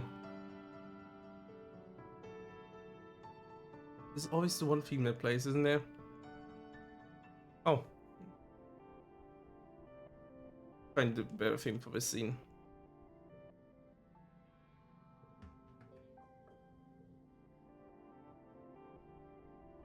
Virginalia is cool, but it's no longer really fitting for this thing. This is not Virginalia at all. Disgusting. The governor gets his usual five of applause from tired soldiers. It's obvious how tired and fearful everyone has become in service to his war. Catch Mara's eye and she nods in solidarity. You've planned this for so long and now it's your chance to strike. Everyone is watching. You get the entire colony speed out against Lum today. If the rest of the colony is ready for a change. Anyone is better than Lum, teenager. The governor raises his hands in silence, for it's largely unnecessary. Pioneers of Autumna begins. We stand here today, not shivering and quaking in fear, with our hands around the neck. Make a ring. He makes a ring gesture. The planet herself. Before I can continue, Maz leaps from her seat and runs to the front of the stage. A ripple of fear goes through the crowd. All remember what happened to Utopia last year. It doesn't have to be like this, she cries, speaking to the crowd. We don't have to listen to him. It's just a bully with a gun like the ones we left behind on Earth. And we join Maz on stage. Put yourself between her and Lum's honor guard. He flashes you a giddy, grateful smile and turns back to the crowd. Points to the governor. This man has made you think that the only way to survive is through violence. He says, he's just a soldier, not even a good one. Violence only makes small, weak men feel powerful. He turns to the crowd. He's not powerful. We are powerful. We broke free from Earth. We broke free from war and bigotry and inequality. And we can break free of him too. Please, she urges. Stand with me. Reject Lum. Bring in a new era. Totally led by someone born among the stars. She holds her hand in her chest. Me, I can lead this colony. It's so okay, I know. From the Master Future. What about Chief Administrator's seat instead? It's probably, honestly, no matter what this scene happens, I always expect this line to be just said by scenes like, what about Chief Administrator's seat instead? With your hand in front of her mouth. Like, you know, maybe, you know, go on, Zeke, this is your time. That's what they've all been waiting for. It's like, no, Zeke, no one wants you as governor. You're totally good at your job, but not a personal person to anyone. Not good for this, no. Yeah, Master Future. This one counts the votes. Most of the crowd is deafening, like a swarm of buds all chirping together. Some of the council members are nodding, but it isn't unanimous. This is bullshit. Well, Lam laughs. Two children saying they can leave the colony. What is their first order of business? Taco Tuesdays. Tuesdays? Hoy sweets for dinner. He waves his hands miserably. Have your stupid vote. Yes, we'll let the council decide. On the corner of the eye, you can see his guards with their weapons lowered. Just waiting. Someone of them looked as interested in the change in leadership as you are. If you have a council behind you, even Lum supporters in the military could fall into line. Let's just win. Let the council decide. The council deliberates. You and Mars claps hands and tensely await the decisions. And they do. The council shuffles off to the sides and deliberates. To your relief, it comes to a quick decision. It must all be unanimous of the settlers of the colony will advise against Lum. After a minute, Instance looks up from the group and shouts, "Someone get that man off that stage." Lum stumps to laugh, but stops when he leers at Smith's own honor guard who's coming up to the stage to guard him away. Oh, wait. Says his arms are being held against his back and he's taken off stage. You can't do this. I'm the governor. I'm the leader of this godforsaken colony. He searched crowd for any hints of dissent. Soldier and easy, but everyone else was tired and unbelieved. Can't believe it. All it took was a few hits to point out the obvious. Council returns to their positions and instants remain standing. You've decided to reward these young patriots for their bravery in accepting their bid for leadership. Says to the crowd. On a trial basis. Gives you a meaningful look. We're pleased to recognize our new governor. Instance turns to Mars. Marzipan. Our streets jumped up and down and gives you a big hug. You did it, she squeals. We really did it, thank you, Lucas. Mars releases you and waves the crowd as they cheer her name. Looks overwhelmed, but bursting with happiness. She shuffles forward and directs Mars to place her hand on the chest and repeat after him. What's this swearing-in ceremony? Of course. Mars swears on her honor to act in the best interest of the colony and to uphold the tenets of the Tama group. Peace, understanding, and harmony with the planet and each other. Not just for herself, but for the races to come after her. It's official now. Another Zod news. You won. Finally. Finally, that old geezer is gone. He's not even old, he's just terrible. The factions of the colony regard each other carefully. On the one side, those who went along with Lum out of fear, either of him or the Tamna, are cautious, not sure of what to do now their leader has been deposed. The other peaceful faction can't quite believe their nightmare is over. Matt sees this and directs Lum's military band to start playing something festive. Now we've been through a lot, we've been through worse. Yes. Tonight, let's just enjoy being together again. Let's eat, dance, and celebrate. After politicking is over, the crowd adjourns to the feast tables and eventually the dance floor. Sun sets on the long day and the heat breaks. The party continues well into the night.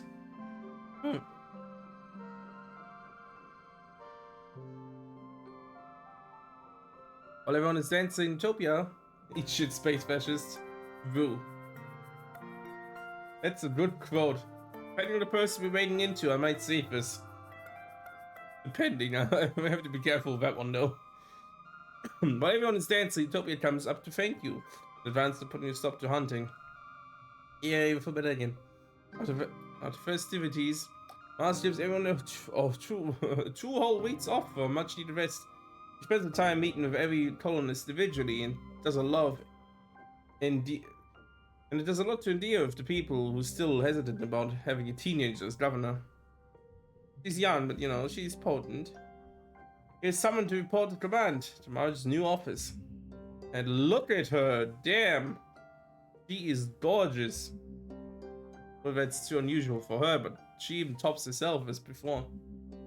She be looking good. Tried to recline the captain's seat, formerly Governor Lum's chair, idly flipped me through the notes on a holopom. Marge waves away the holostring leans back to consider you. Lucas, she smiles. Just the rebel I want to see. First, you're not going to lead a mutiny against me now, are you? Better stay on toes. I expect nothing less from you, darling. Turns and looks out the window overlooking the colony. Actually, I called you here because I haven't had a moment to myself since Returnalia. We knew Lum was a real piece of work, but I seemed to uncover yet another problem he was just letting fester.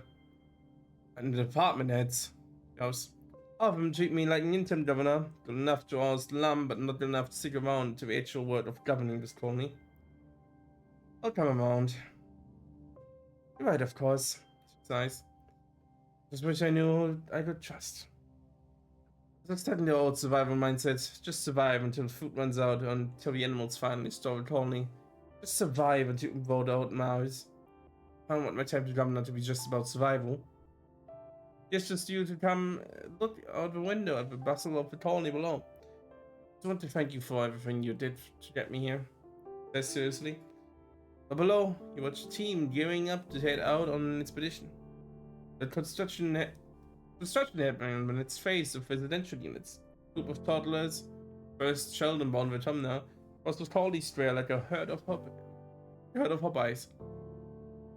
Oh yeah, you see a bustle of a thriving, healthy colony. All mine now, she says. Of sounding boastful, she seems almost scared of his prospect. She shakes her hand without turning to look at you. Her eyes still trained in the kingdom. I trusted you to help me. Yes. I need people around to believe in me, but still, will still tell me if I'm making the wrong choice. Count on me. She squeezes your hand. Thank you, Lucas. I'm glad to have you. You and Mars watch the colony a little while longer until Mars holopalm buzzes and she sighs. Well, duty calls. Thank you again for all your help. She adds and excuses herself. She adds and excuses herself. You'll always be a friend. Always have a friend in high places. We do, and that is a gorgeous art indeed. Thank you, Manny Chow. Yay!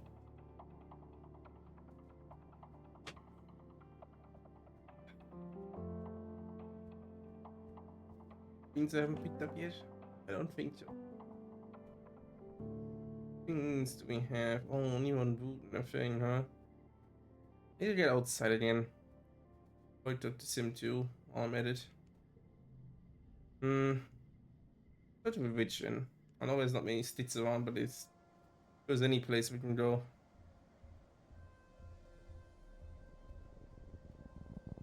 Of course, go outside again, I guess. Honestly, yeah, I don't think we should go here. I'm not finding any sticks here. Yeah. Wasted month. Reload, probably.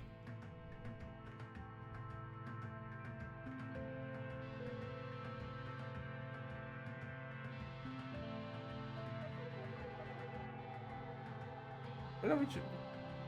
Who's safe? Must be bit then, huh? Yeah, it makes sense.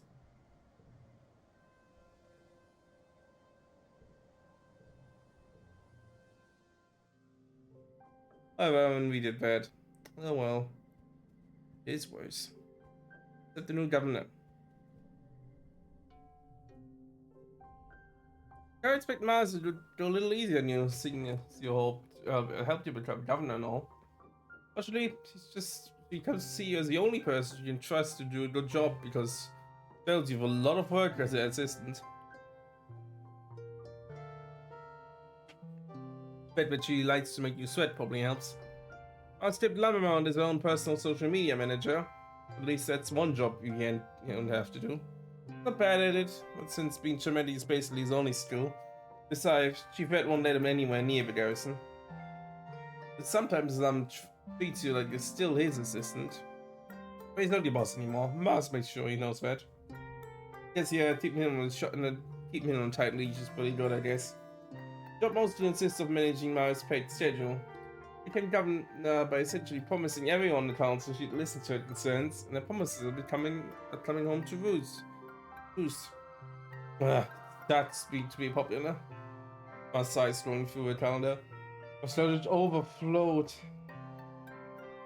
Dealt with it. I don't want to meet with you.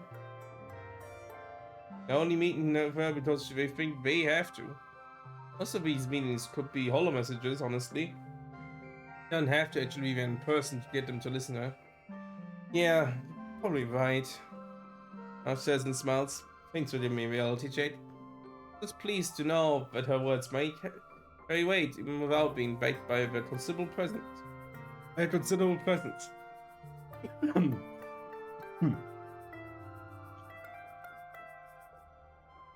Doesn't solve the problem of how to manage all of these scheduling conflicts though. Guys, how are you doing? How are you going to wait? He laughs. This is totally this is the job. Let me know when you figure it out. I feel seats staring diggers at you from nearby this point that they weren't trusted with these menial tasks. You can work hard, hardly work, or just refuse to do it altogether. Now we refuse it. Very nice to her. We pro her government, it's for sure. Wisely combined several meetings of similar topics, avoiding more people will argue with each other. There's a few other meetings, starting hollow messages and copy Mars to the thread. Remember to give Mars a few hours midweek for her spa time. If there's one thing Mars learned from Lam, is that image matters. The government with frizzy hair and dry skin won't be taken seriously. That's certainly one thing I guess she's not wrong on.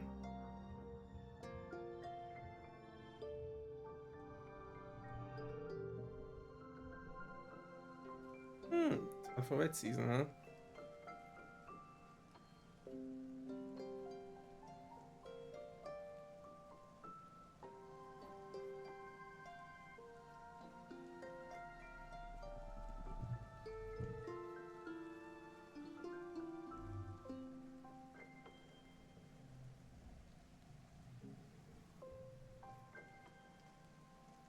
Let's see.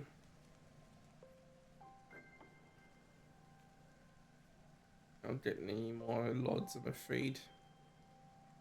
Anytime soon. You know me. I don't think you would like medicinal notes thinking about you. Not her, not they. Sorry, not they. This is from the middle one. Most people have made great efforts to find common ground. The rest between Strato and Helio commons affections is common. The colony was founded with peaceful, carrying goals, and the soldier and scientists of the heliopause represent everything your parents and the Toman group were trying to escape from Earth.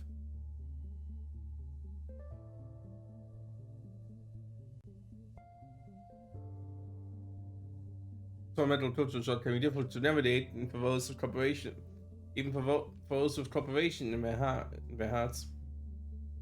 When there are those who do not wish to cooperate, instance barges into command while you're on shift, not waiting for an audience before she starts barking at Mouse.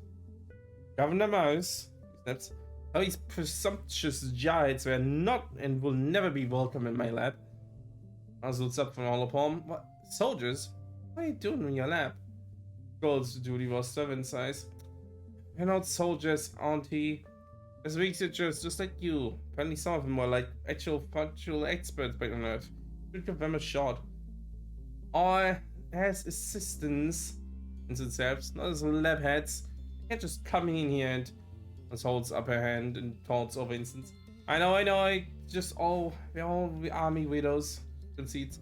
That doesn't mean we can't use them. Like, they know way more about Earth than we do, right? Then, an aforementioned researcher catch up with instance and all start talking over each other. When the governor ordered instance to stop treating them like interns and start promoting Helios to lead positions. And starts yelling back in command comes a chaos of scientists screaming, waving their arms in consternation at each other. I still can get instance position there. I know. Just one help tangent. Doesn't matter anyway. Not anymore. Instance is right to protect the colony from presumptuous eggheads of Earth's poisonous ideas in their heads. Researchers want to help, they can do as what they're told. Get your voice to the dip, or probably only Mars hears you. No, it's thoughtfully. Mars tells you to ignore them and go back to your work. Somebody for reports. The practice right. You could practically write these reports back to Earth with your eyes closed, or in this case, with your ears open. They'll partly type up a report and continue to listen in. I think I'm going to just hand over classified colony intelligence to a bunch of space cops. Spits and Vin researchers all clamor to deny the relationship with the Heliopause military. If Governor Mars wasn't here, you'd be sending me back to Earth in chains. I bet you would have loved to get all four of us. But you could help Fluorescent have all that good luck to die before I could see their work destroyed by a bunch of jackpot Earth buds. Finch, that's to hear Mum's death described as good luck. And stands warmed straight, her face crimson with fury. You're not going to get me, and you're not going to get my way either. Citizen, auntie, I'm not going to let this happen. Says firmly. When I become governor, Lum told me, send a message to Earth that the colony was practically destroyed. One's coming for us. How can you know that? Says, we haven't had anything back from Earth since we went through the wormhole. Could be sending a new fleet of ships right now. I'm clears his throat. You hardly notice him. Coming my social media manager, his usual bravado has been weakened. I was in contact with her. Admits I was governor and told us to send down with photos efforts to colonize the Tom now. And once again, they're up to the chaos. We try to get back to work. It's a pot some earth. You thought we're just busy work, maybe more important than you realized. Oh boy.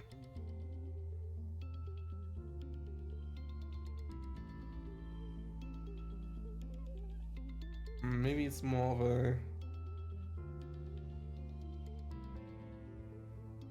This will win. That's all I need.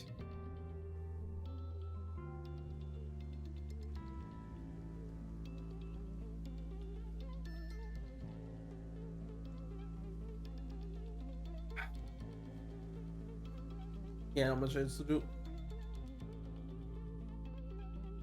Grabbing them all. I like doing this one.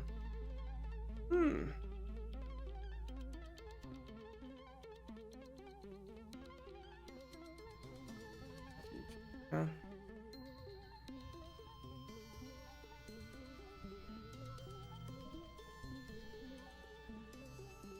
One final one.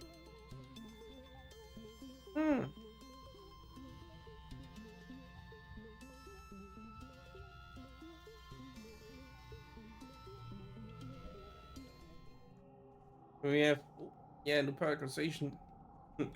Get +1 kudos every time I get kudos. It's a little late for that, I guess. But sure. That's sure. Oh, hey, I guess I can do this.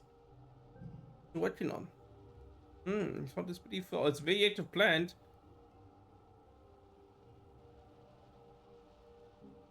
Yeah, I've seen this before. Yeah, it's the one we went through already. Oh, thanks. Feel better already. Your potential genius looked. You said it for it to be because of variation sickness anyway. Yeah, pretty much. Pretty much. I have to do this. I spent my last time here. Last job for the day. There is no views to that one yet. Let's do it. It's one final one. But the project going in greenhouse labs for a few years now. Splice the genomes of plants from both Earth and Autumna. Trying to come up with ways to make Earth plants more likely to flourish in the nitrogen-rich autumnal soil. Green tech has always been part of your life. Everyone you know has done some sort of genetic enhancement, and some have had large-scale gene editing later in life. Tangents had a tangents transition. It's true, although her transition was like before age 10, so it would still be like early for many people. But cool, she could do it anyway. Thanks, Benson's for that. No, it's possible, but your knowledge of recombinant genomes isn't as complete as the human genome. You just find exactly the right recombinant genes to splice into exactly the right Earth plant. So, can you do it? Will today be the day you make that breakthrough? I can certainly try. 102, oh boy.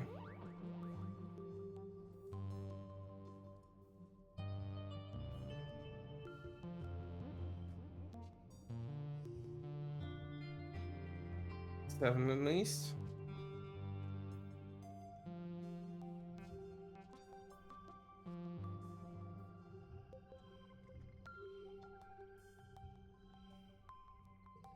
Yeah, it's definitely doable.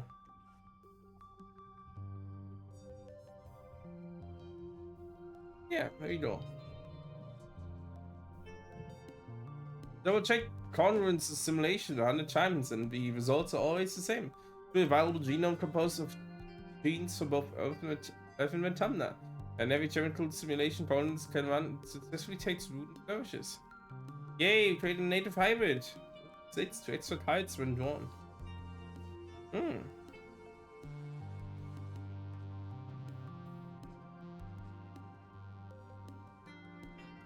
Look at the tiny, barely sprouted plants. It will be the beginning of a new era of agriculture on this planet.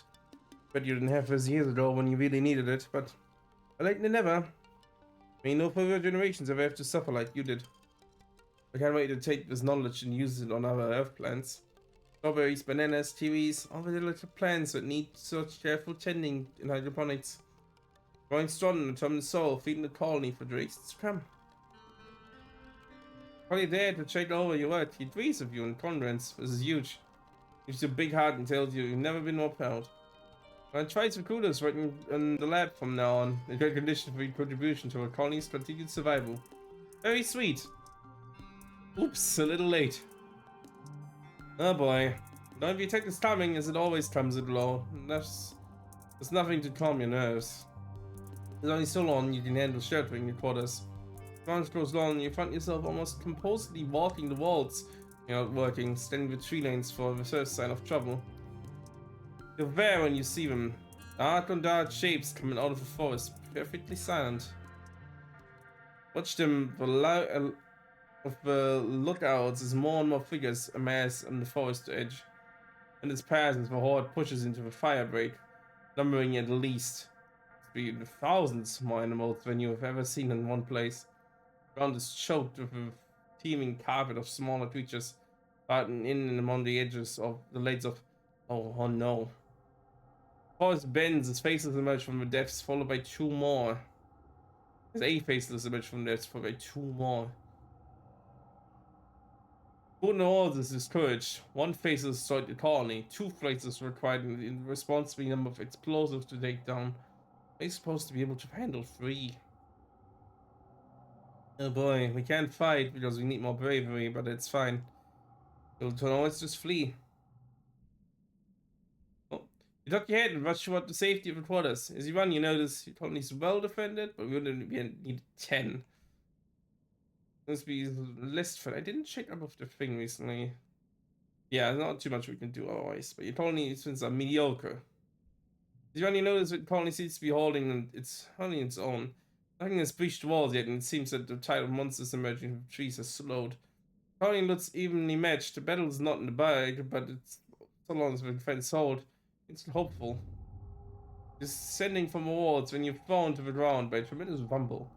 2 meters in front of you, something tunnels toward you through the mud.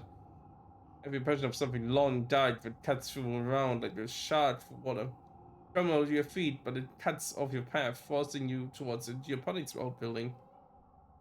The storage shed, mostly empty beside bale of hay used to as float feet, dimly lit, but you think you've seen another door at the far end. Definitely a different, like, birding room than the one we usually see. Each advances, throwing chunks of dirt as it tunnels closer. You can definitely try to fight it. Hmm.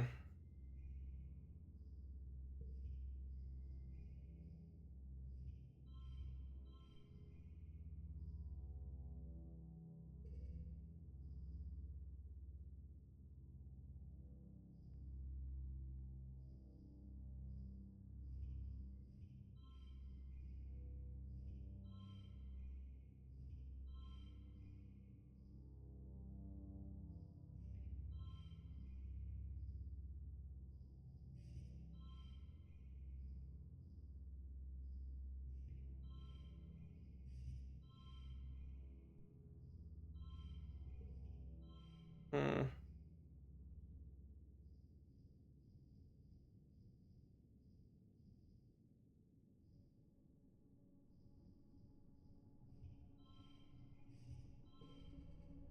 This one would be a heavier one.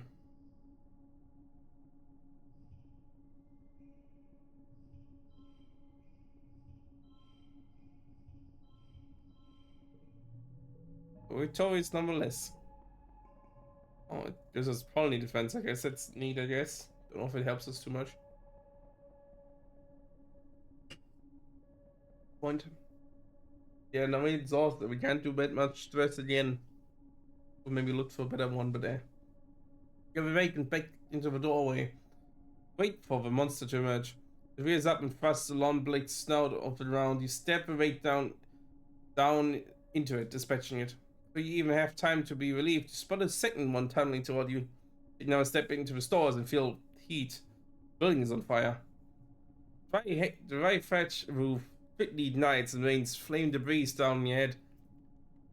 Building room of toxic smoke. The actual heat is intense. You can feel dripping the moisture from your lungs at every breath.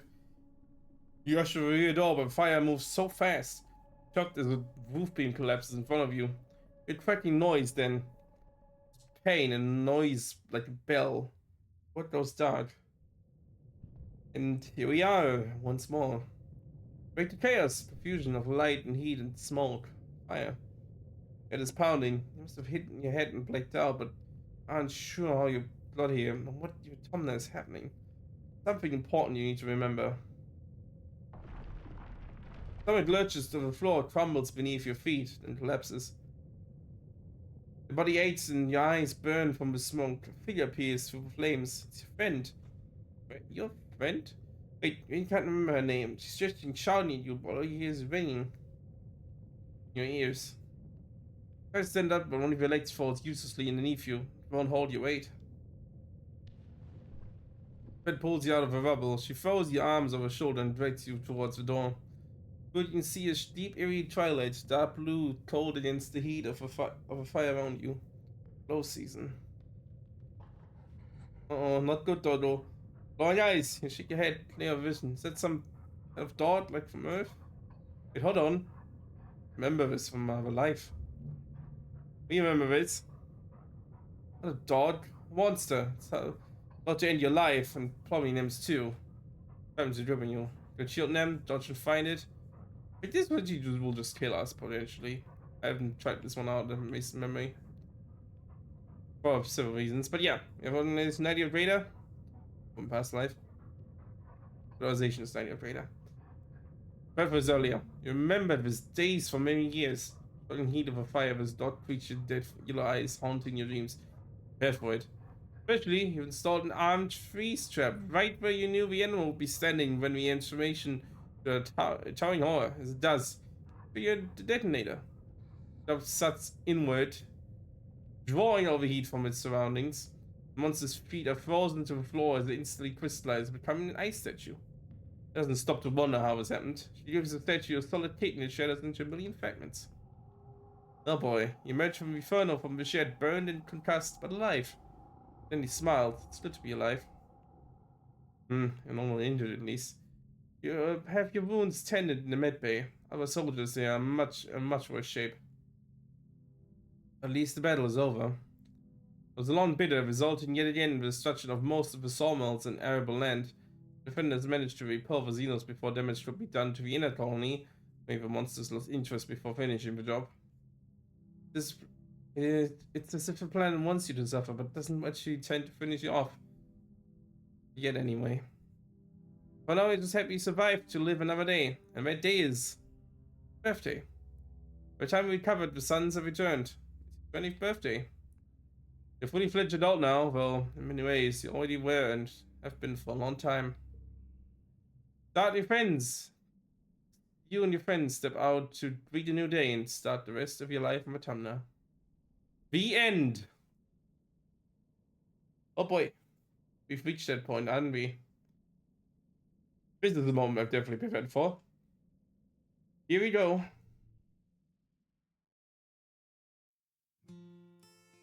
'20th birthday.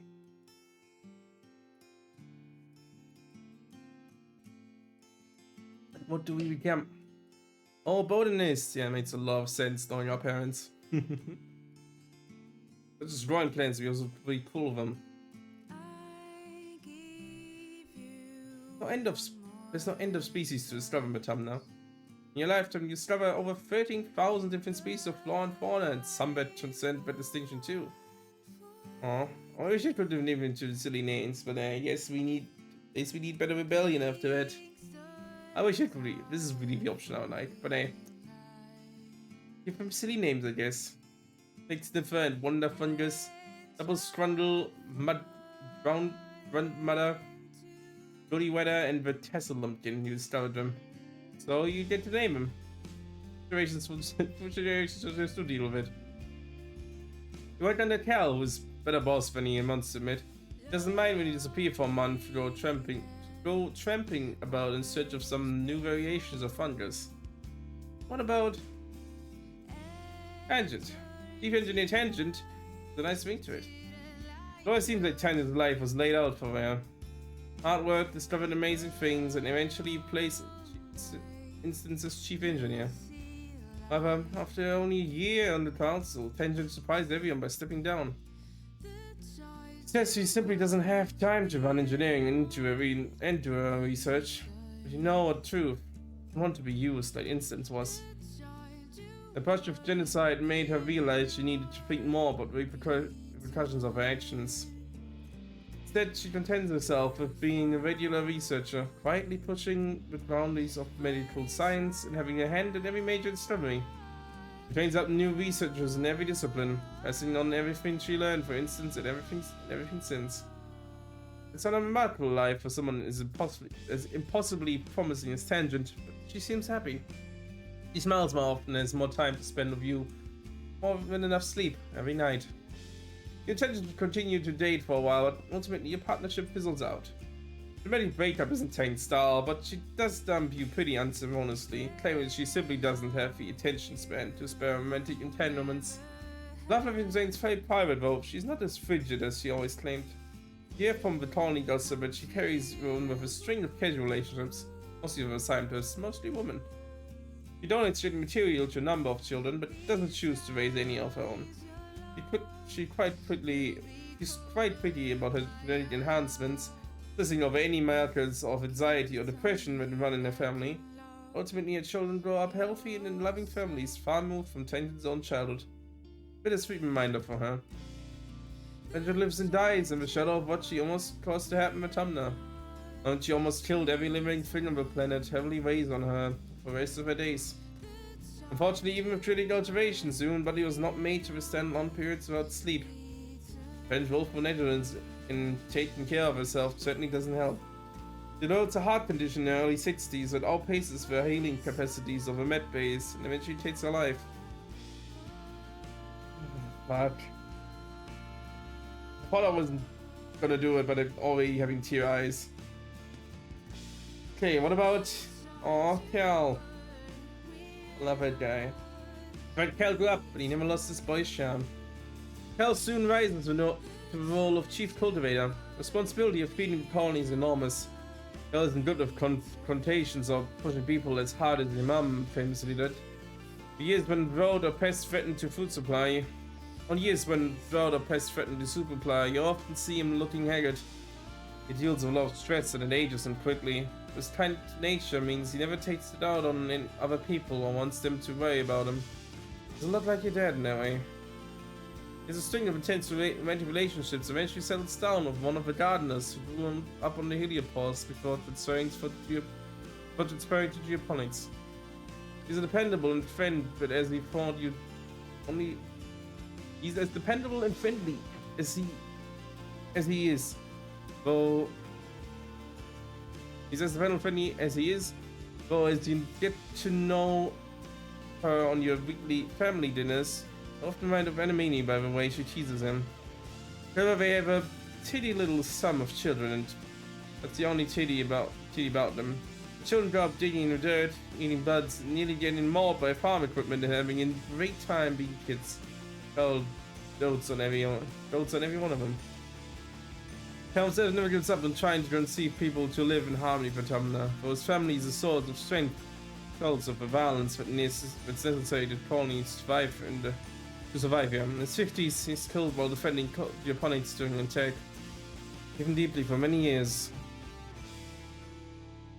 What about this? When this keeps on exploring.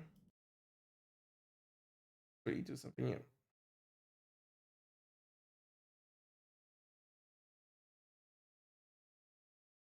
And over the fact that his son is not on a loop. Let me just...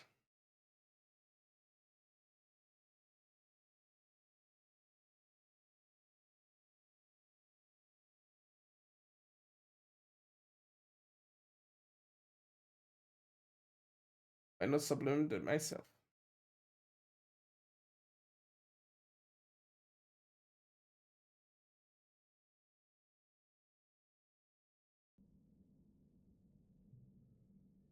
Joey keeps him on the on a second surveyor, recognizing that the man like this needs to feel useful or he's prone to wander. Over time, he straightens up his act and even learns to play nice of authority. We in Utopia together certainly keep the council guessing. Spends more and more time with violence, particularly during Glow. Earns him some distrust from more militant factions of the colony. What is he doing out there? Who is he meeting? Toby offends him as best she can. She trusts him, and that's enough for this to keep this from being hauled into interrogation room. You know the truth, though. He's just making Sim.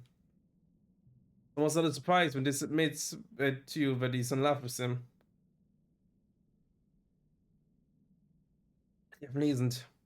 It's hard for him to explain the depth and intimacy for a relationship. But when this is with Sim, he feels a sense of completion, of love that he's never felt among humans. Sim shows him things, teaches him things, not just about himself, but about all life. Not just about the presence, but across all, not just in the present, but across all of time. Never seen this talk about anything with such passion. You keep the secret from others. This is your friend. He deserves to be happy. This continues his words and his position for many years, finding freedom of adventures in wide open frontiers of Autumna. He's chosen a dangerous life, and his immunity to fear, a natural human response to the very real dangers of hostile world, as he takes on even more danger than most. Eventually catches up with him. There's no body to recover. His funeral was well attended by all of the expeditions. Of course, by tangent. Uh, your dad never really recovers from your mum's death. He tries, but the smile just isn't the same. He continues to carry the weight of feeding the colony on his shoulders, ranching, farming, analyzing new native plants, trying to find better ways for humanity to thrive in Autumna. The tides of the colony destroy his progress every year, and the stress ages him prematurely. But your father grew weaker under the strain until one day a sudden heart attack claims him in the field. He worked hard every day to see the Autumna flourish, but you have to go on without him. Always be with you on the ground you walk on, the trees you give you shade, the cycle of life that sustains you. Hopper is a good companion, but you're no replacement for its own species. When a herd of Hopper even close enough to the colony, you release it back into the wild. A few years later, you were greeted by one morning by a whole litter of Popeye's kittens outside your door. And help solely, probably showing off their family. Aww. In my later years, the days turn to months, eventually becoming years, then decades. Before you know, you're old. Life is tough, but rewarding. Atonement continues to challenge you and your loved ones. The attacks continue every year, getting harder and harder to withstand. Not just that, but droughts, earthquakes, diseases, storms, pestilence, and more.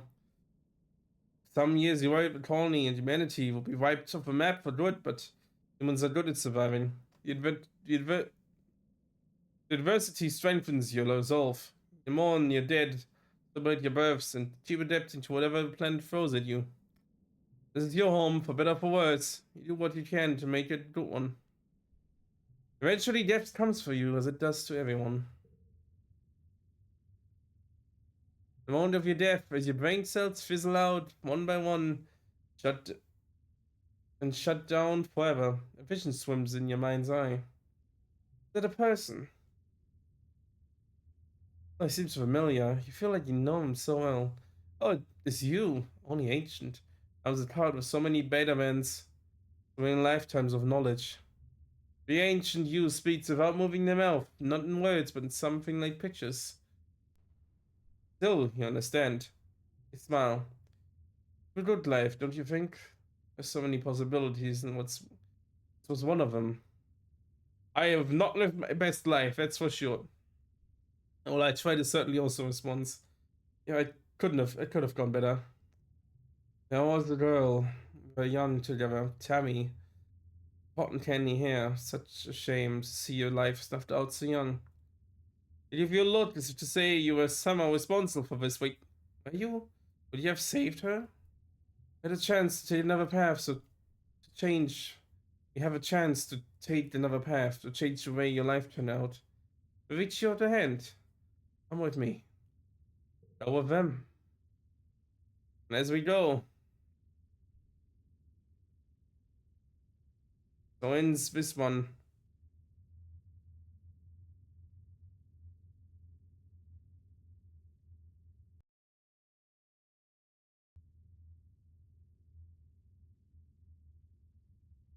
Oh well, well.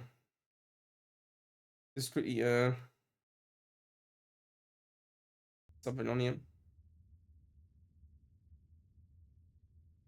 Oh, it was certainly a good, certainly a first playthrough. Huh?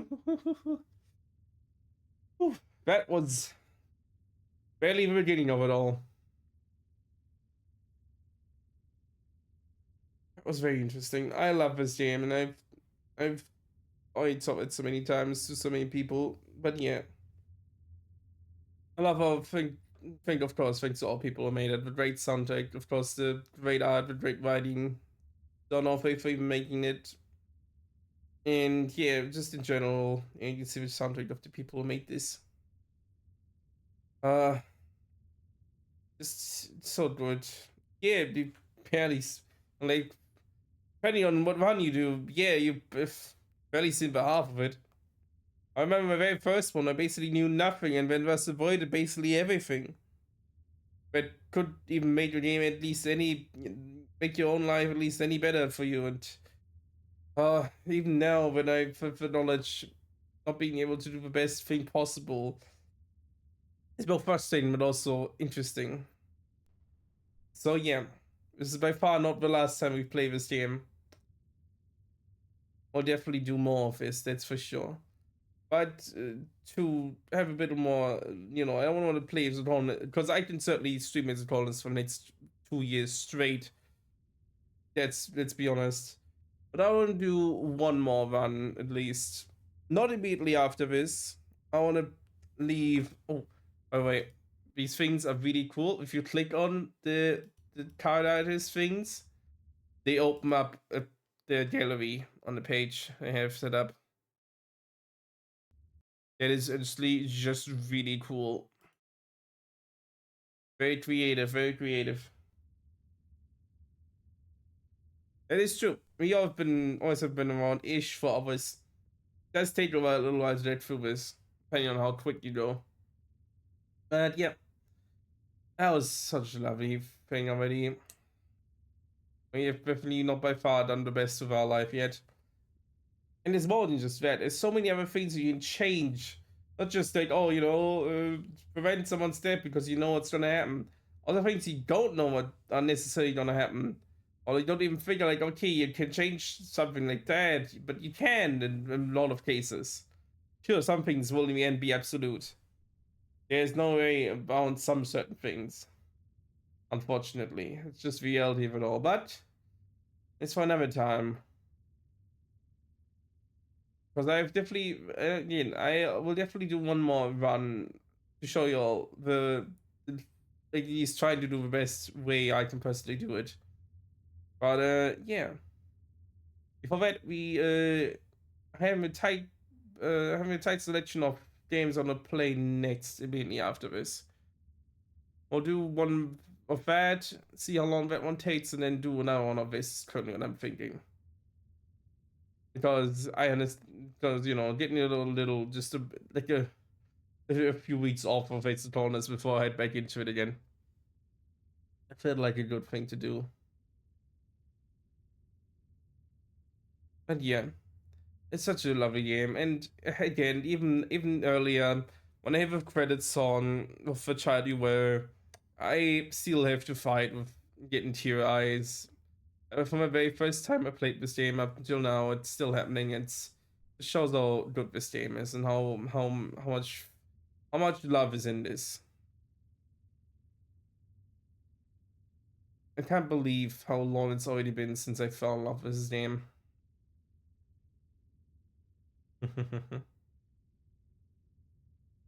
Yeah,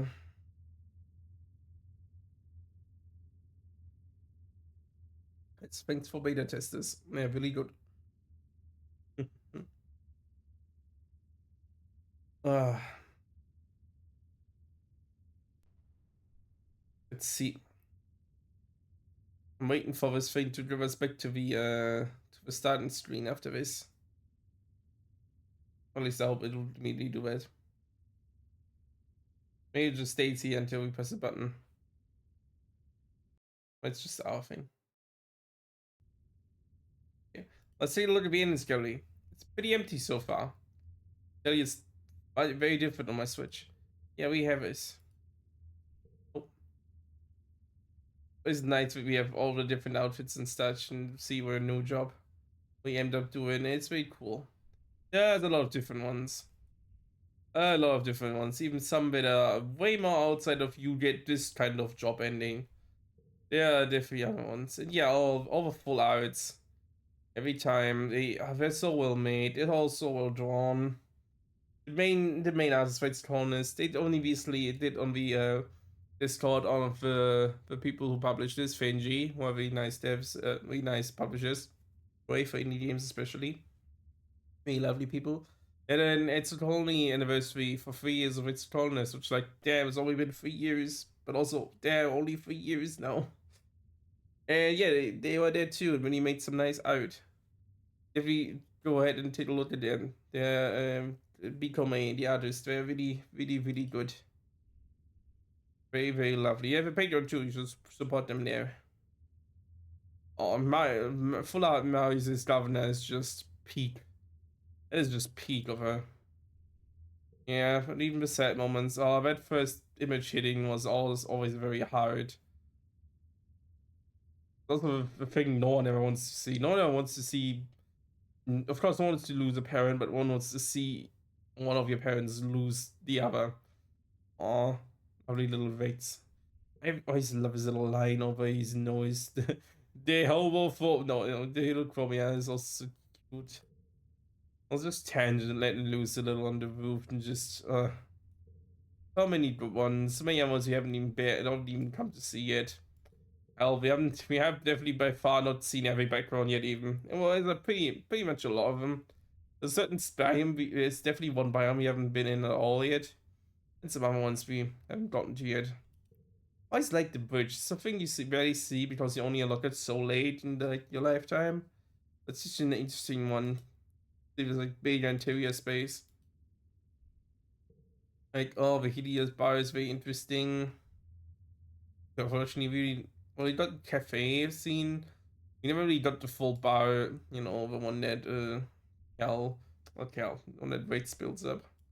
Yeah, obviously there are loads and loads of cards which you can see as all special ones, of course, and all the items and stuff. You can see we on how the memory goes. You can see what you did more than this. Especially higher end red cards we didn't do because I probably like other stuff.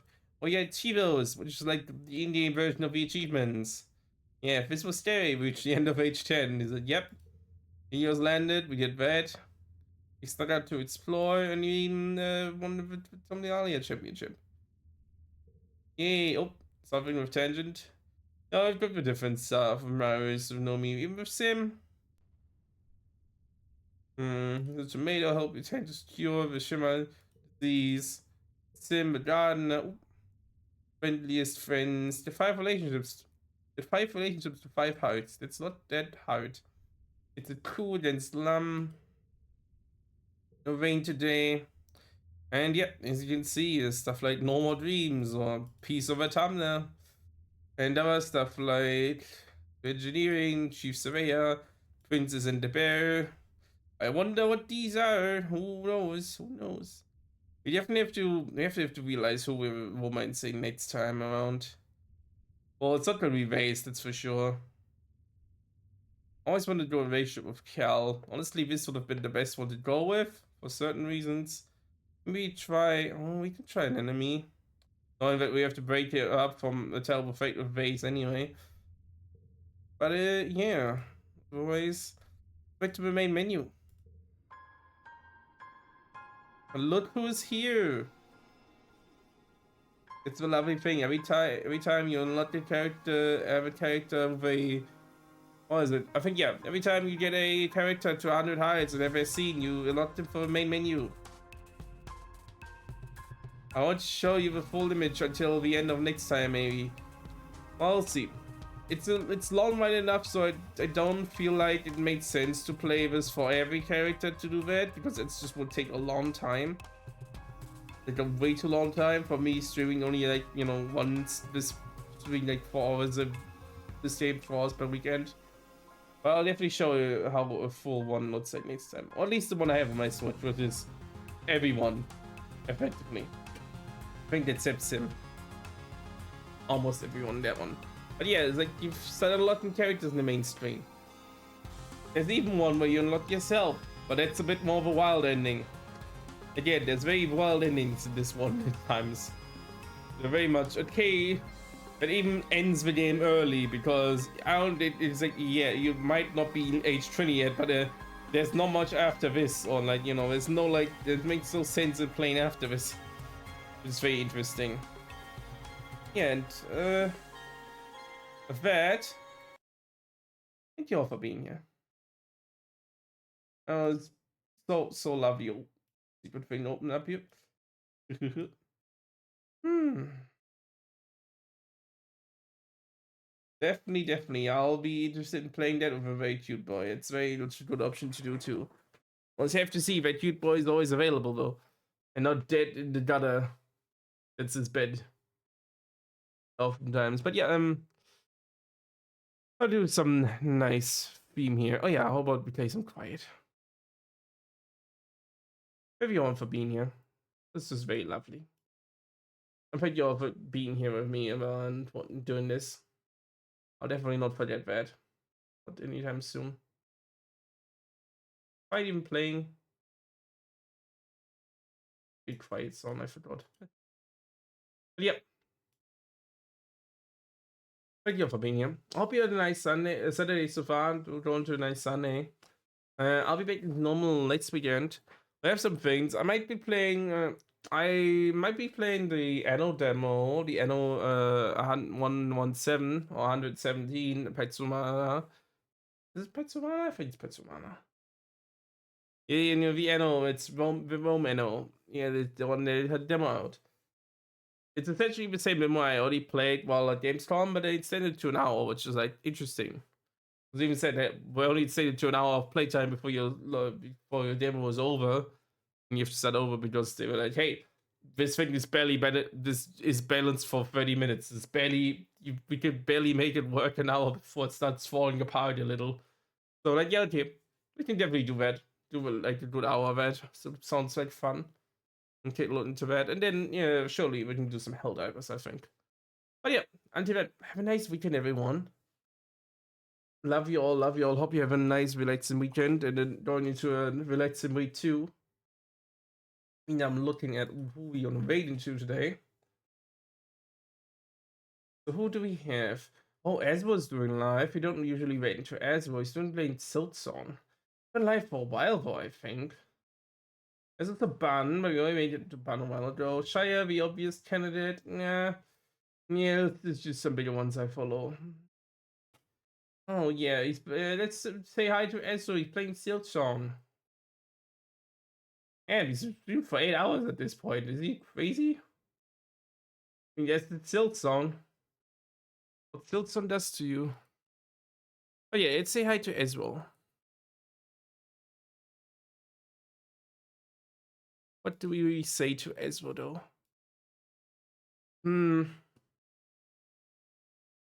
What can we say to Ezra?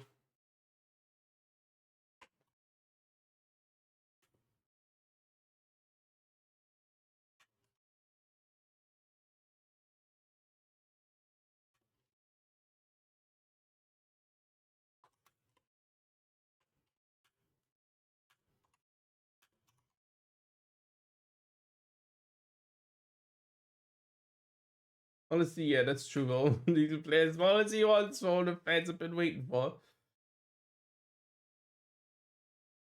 Yep. I'll use this. Obviously, yeah, use your own emotes to the extent you want to use them. Always want to be sly and use a person's remotes that I'm reading into. But yeah, use your own emotes. Is what we're putting out today.